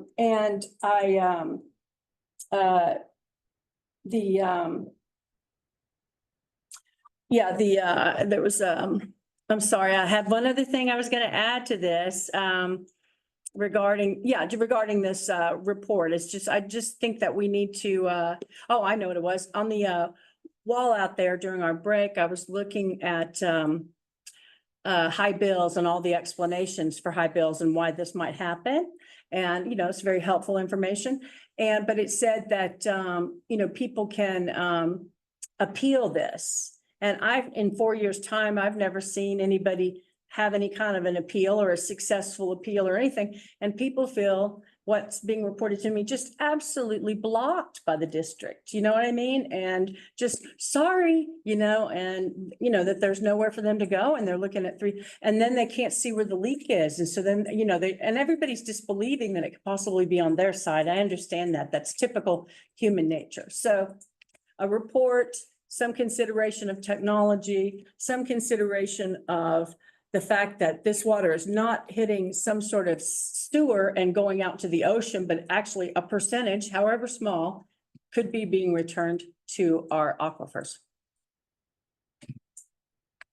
And the last thing I'd like to say is we're going to be having a seed event, some sort of seed swap event. And there's just lots of interest on that. And I posted it on the California Native Plant Society Mojave Desert chapter Facebook page at the request of the president. Anyway, so there's a lot of interest on that. I imagine it's gonna be a big crowd. And then you wanted me to remind you to talk about a lady re the poverty line. You mentioned that to me. Don't look at me like you don't know what it's about. It was about the lady that got swindled. Oh, okay, yeah. That one, that's Oh, okay. non-water district stuff. Oh, okay. All right. Oh, okay. Got it. All right. That was all for me. Thank you. Director Fick? Okay, all of us board members are running again, except for Thomas, who doesn't, because he's got another 2 years. And yeah, and I have been establishing my Facebook, David Fick, JBWD, and I haven't promoted it because didn't want to put it out until after the 9th or 10th, whatever, so we know what's going on. And I've already gotten questions, and I have to remind people, because a lot of people do not know how a water district works. They want to have one general manager and 5 micromanagers. And it's like, no, that's not the way it works. Oh, right. So, yeah, so, Right. yes, so I'm having to correct this person in the next couple of days. He has an outrageous water bill. He doesn't explain why it was that way. I would have to come to you and say, why is this water bill at $4,000 or something like that? So we'll get around to that eventually. I realize how hand-tied you are as board members when it comes to helping constituents in that way, but the government code prohibits us from talking to you about somebody else's water bill unless you're their agent. And there's a couple of other caveats in which it could be possible in the line of your work, for instance, if you work here, you can see it, but I can't talk to you about random customers' water bills. Unless they give approval, like you said, right? No, unless they are your agent, you're their agent. So there's a process you'd have to go through to be their agent, not approval. Approval wouldn't give you access just because they said that you could. There would be, the way I read the government code, and maybe Jeff can chime in here. That the first item that you showed me in the exceptions, when we talked about this, talked about being the agent or a family member of a customer, but just if a customer gave approval to a board member to talk about their water bill, does that count as agent? The government code doesn't really give a definition of agent in this regard. I mean, the board could certainly adopt a policy to define that. I've seen that, but in my view, if the customer could request the record and provide it to anyone they like. Sure. So that certainly could be an avenue for that. And that's release of the records that we're talking about. I think, the board can talk to staff about water bill issues generally, that the discussion can happen. But in terms of requesting records of specific customers and getting copies, the question would come from the customer or their agent, but they certainly then, customer can do whatever they want with it once they have that record. It's not a confidential record. It is a public record. There are just restrictions in how and who you can release it to, just to maintain their confidentiality. They posted it on social media, so. Yeah, the other part is, it's challenging for us because we want to make sure we're making sure we're following the law. We want to not give out information that we shouldn't be giving out and following government code. We work within the policies that the board sets, and it's one of the reasons it doesn't come to the board, because the policies are working, and if it's not working, then it would come to the board. So there is a process that customers have, and we can certainly bring to the board, a report of what are our biggest issues. Looking at an account at 30%, that's not going to work because the accounts turn over so quickly that you wouldn't know.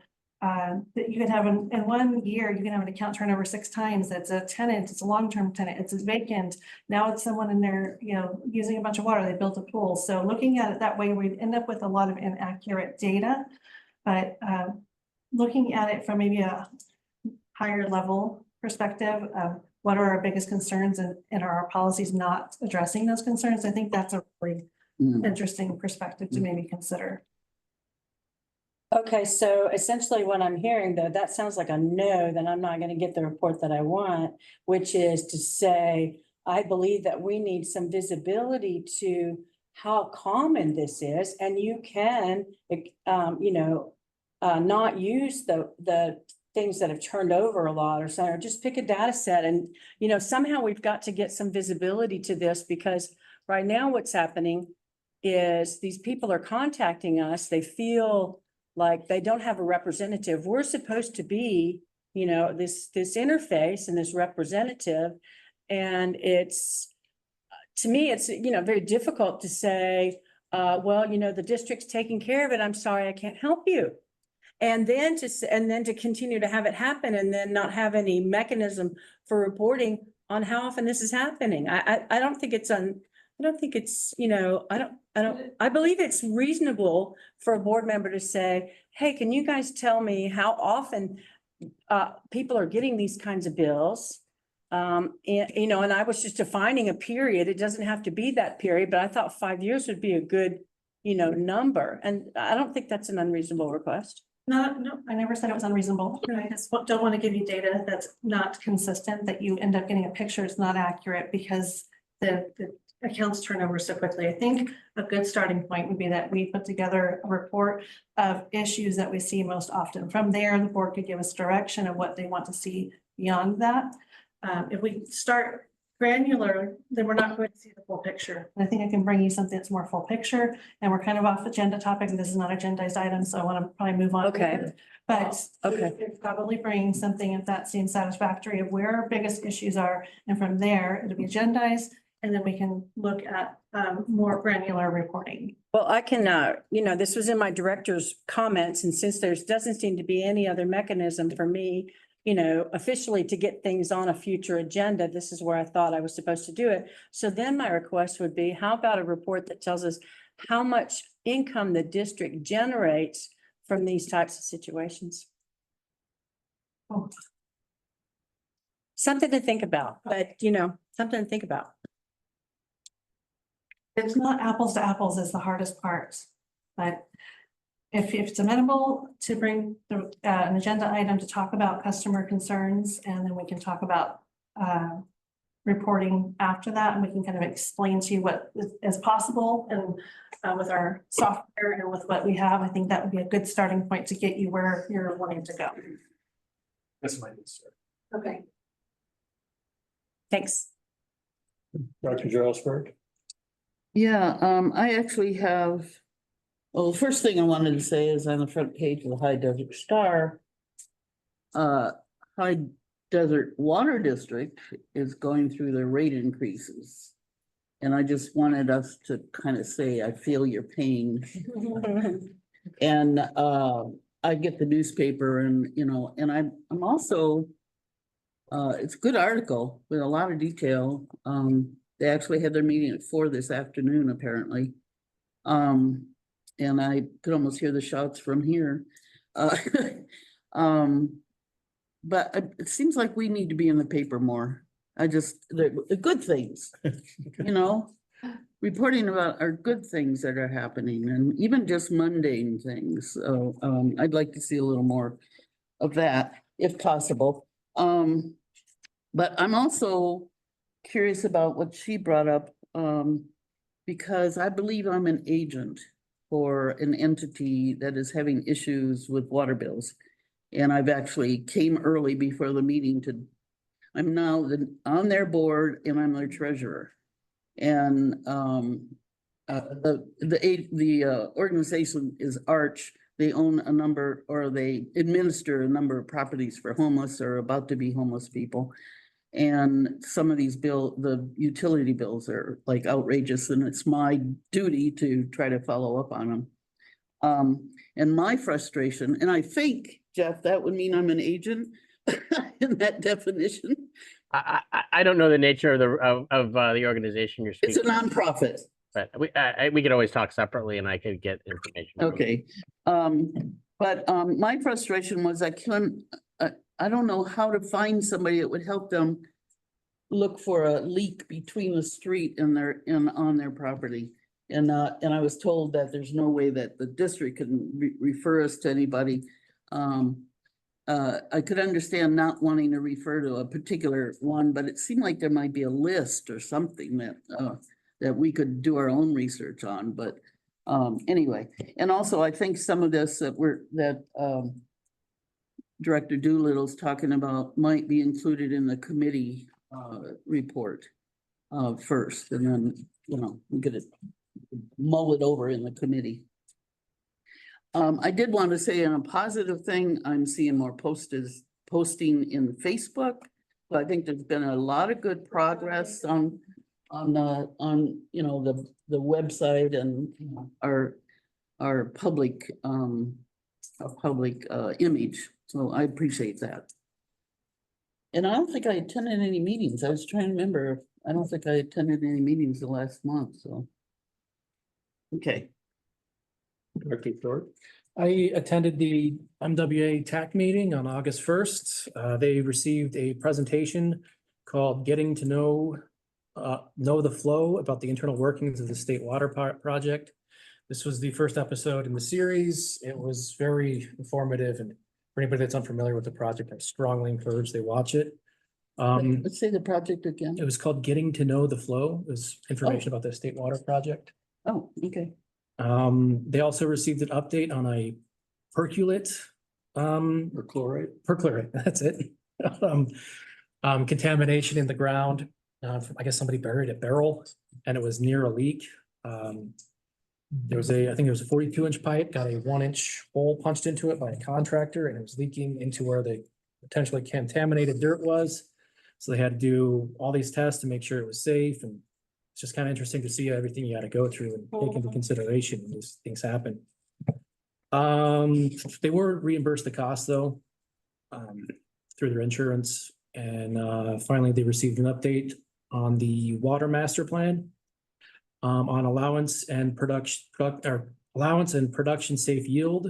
Of the 5 regions they serve, 1 is getting the same allotment as before, 1 is getting an increase, and 3 are getting a decrease.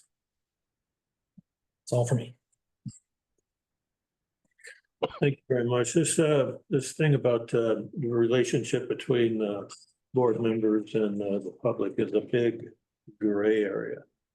And what I try to do when I, in particular, go to Copper Mountain Mesa is I tell them what we do, what our policies are and stuff like that, but I try not to, and also this is something where you say something and they hear something different from what you said can happen. So sometimes it's kind of hopeless when you relate to people, but most of the time it's not.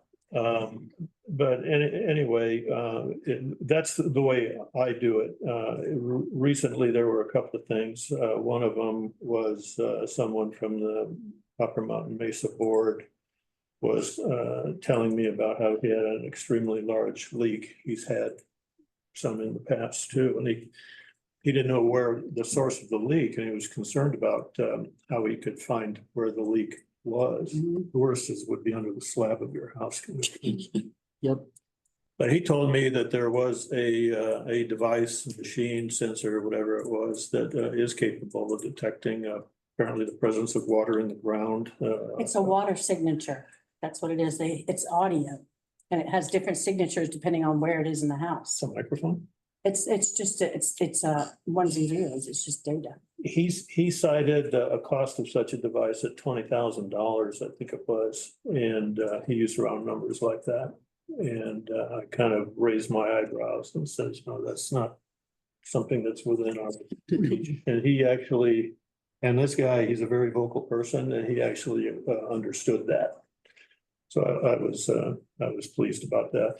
The other one was at the breakfast, the last breakfast I went to up there, was somebody came to me about a $3,200, I think it was, water bill.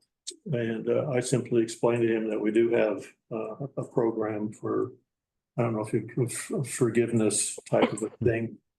Not complete, but it's, there's a percentage of the bill we'll overlook. There's also information in there about financing possibilities and stuff like that. And then later on, I got an email and started communicating with the general manager. And the whole point is that the point people on this are our service people, our counter people in there. And I guess we're hearing from David that by and large, it's via phone calls that people are being helped.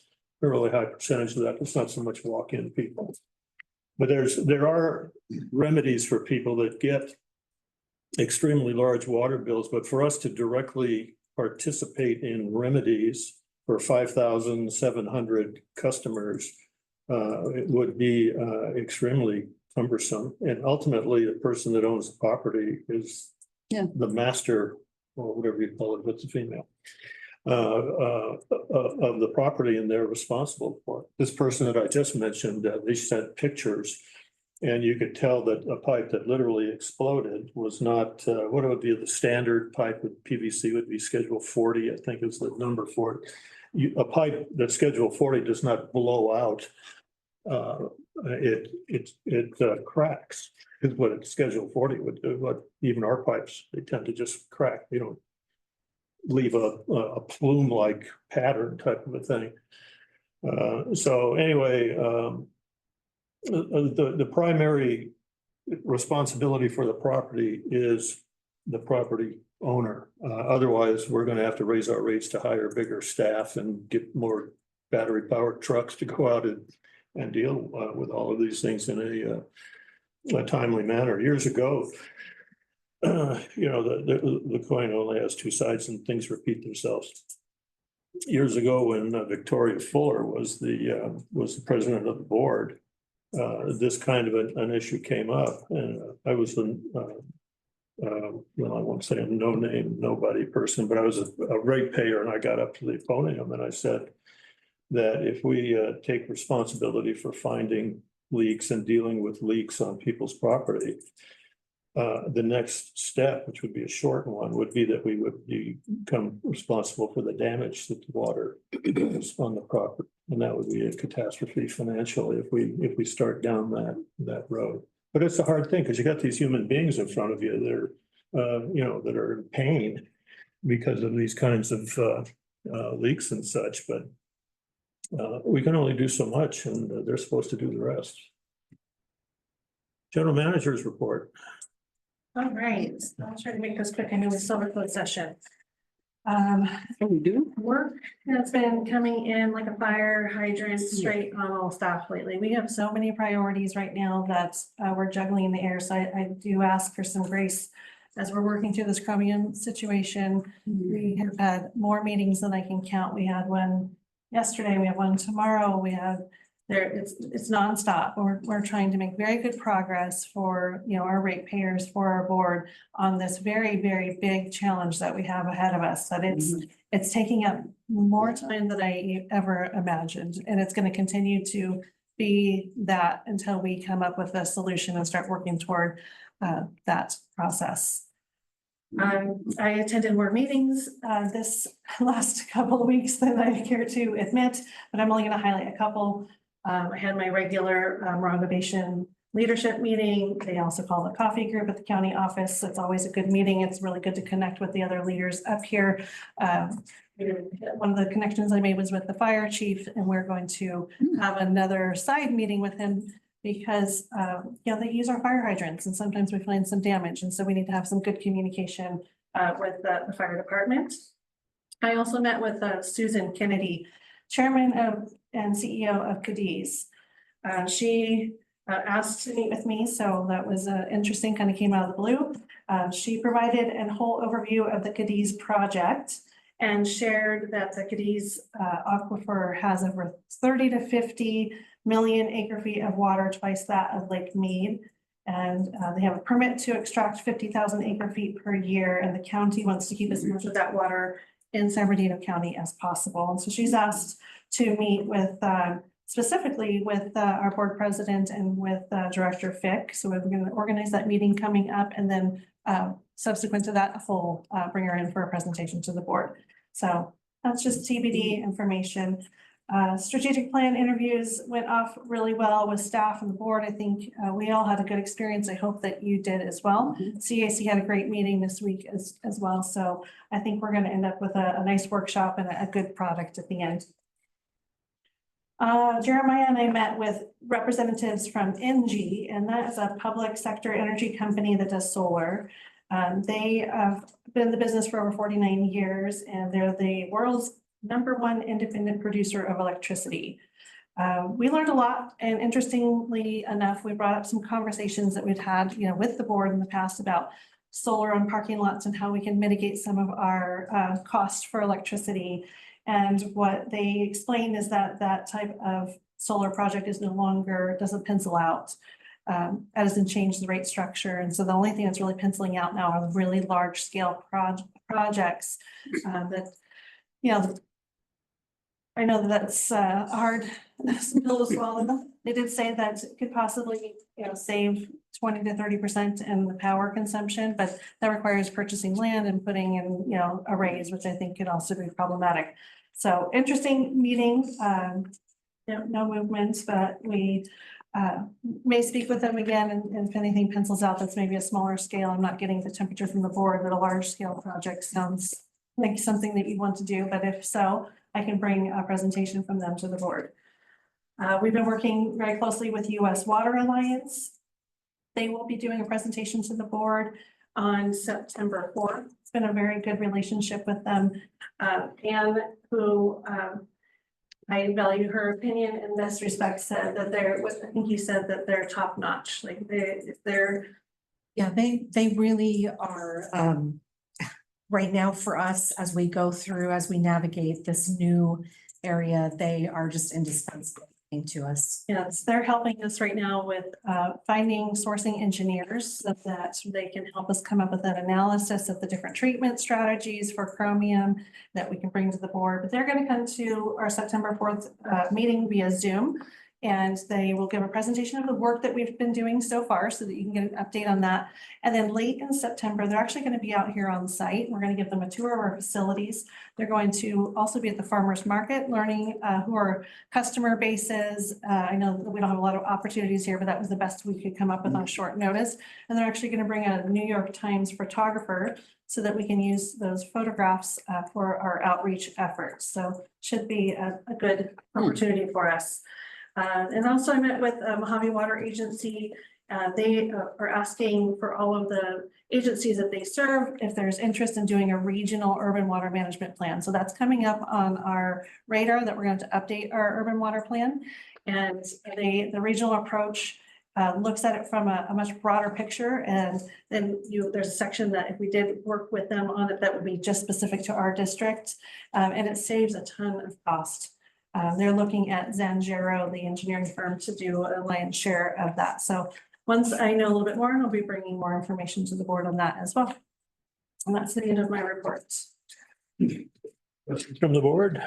Are you saying that the regional water management plan would supersede the urban water management plan that we do? That's how it's saving money? So it would, so supersede, maybe the right word, it would be, we have a new plan that has to come, we have to redo, that's coming up, and then we'll have to start that coming in the next calendar year.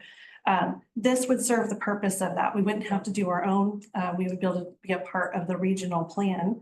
And it's very forward thinking, and the statements that Director Charlesberg said earlier with looking further in the future and 50 years in the future, this type of plan helps that because we're looking at us as a region. Where's our water coming from? How are we being impacted by state water project and any other rain dry area that we live in, how it's impacting all the districts that have to share in that water. So I think it's a really good view that we can look at it instead of so granular and just specific to us, we can look at it specific to us and as a region. Anything about this? Oh, well, my question would be, Ms. Kennedy of Cadiz, did she ask for me specifically? She knew your name. She had your last name a little bit wrong, and I corrected her, and she said, yes, that's The wrong vowel. No, it was. No, but she knows of you, it sounded like, and just wanted the opportunity to share the information she shared with me. Me and Vice President Doolittle met with her at Aqua a while back. Well, maybe that's where she remembers you from. Yeah, possibly. Well, yeah, I probably I've known Cadiz since '95. Right. And I worked with the guy who pretty much founded Mark Liggett, who was the mining hydrologist who figured out where all the water was, then told the press to buy that. And so that's why we're on the problem we are. He left the project and Cadiz in 2001 after they failed the first time. So this is the fourth generation of Cadiz that's coming at us. And she explained that and explaining that it's being ran completely differently than it's ever been ran. Those are her words. Okay. So I don't know a lot. I also know they have come up with a technology company that deals with Chrome, and apparently it's much, much, much, much less expensive than the technologies available out there.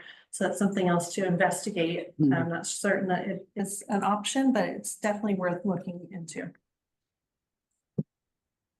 It's very true. You're gonna ask Director Carlsberg if she had any questions? I do.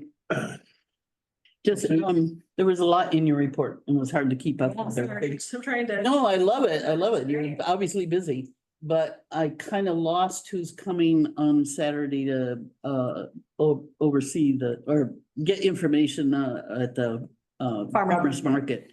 US Water Alliance, and we're working with their technical assistance team, and they're helping us with applications potentially for funding for Chromium-6 and for LCRR. They're also part of the technical assistance, providing us with resources to engineers to look at an analysis of the different types of treatments that are available for chromium, so that we can educate all of ourselves, including the board, about the different technologies available and select the best technology based. And they're going to the farmers market to talk to ratepayers? Yes, they want to know how these I'm just thinking initiatives. it's a photo op that could go in the paper. Oh. If we get some kind of, if we get, something, a photo op of some sort, and certainly everybody's concerned about Chromium-6. It's like pops up all the time and That could be a very good point that we could use that for that. So they want to know our ratepayers. They want to know our community here and how these regulations it'd are be an interesting impacting the picture. community members. And when was the last time we had a picture of the, of our booth at the farmer's market?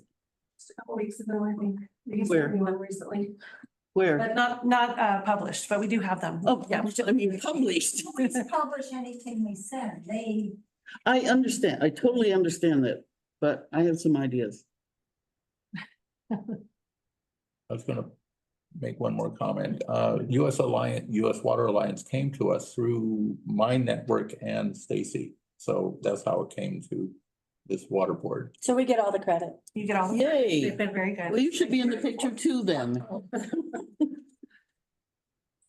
At this time, I will pause this regular meeting of the board at 21:03 for item 10, a closed session, so that the board may conference with legal counsel regarding anticipated litigation.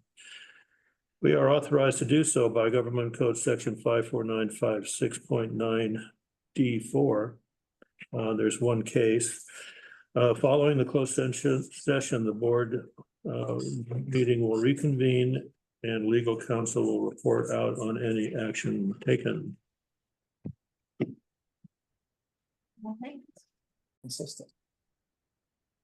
All righty, Joshua Basin Water District Board of Directors meeting is reconvened at 21:47. I'll have to quit doing that. And we have a what do we call that thing? A report out statement from our attorney, Jeff, regarding the closed session. Absolutely. The board met in closed session on item 10 as agendized and reported before we convened into a closed session and took no reportable action. Thank you very much. Item 11. Do we have a motion to adjourn? I'll make the motion. I'll second that. This meeting is adjourned at I gotta- 9:48. I gotta go feed my dog. Starving. That was definitely a longer one. Have a good night. I think the audio might be better in this room.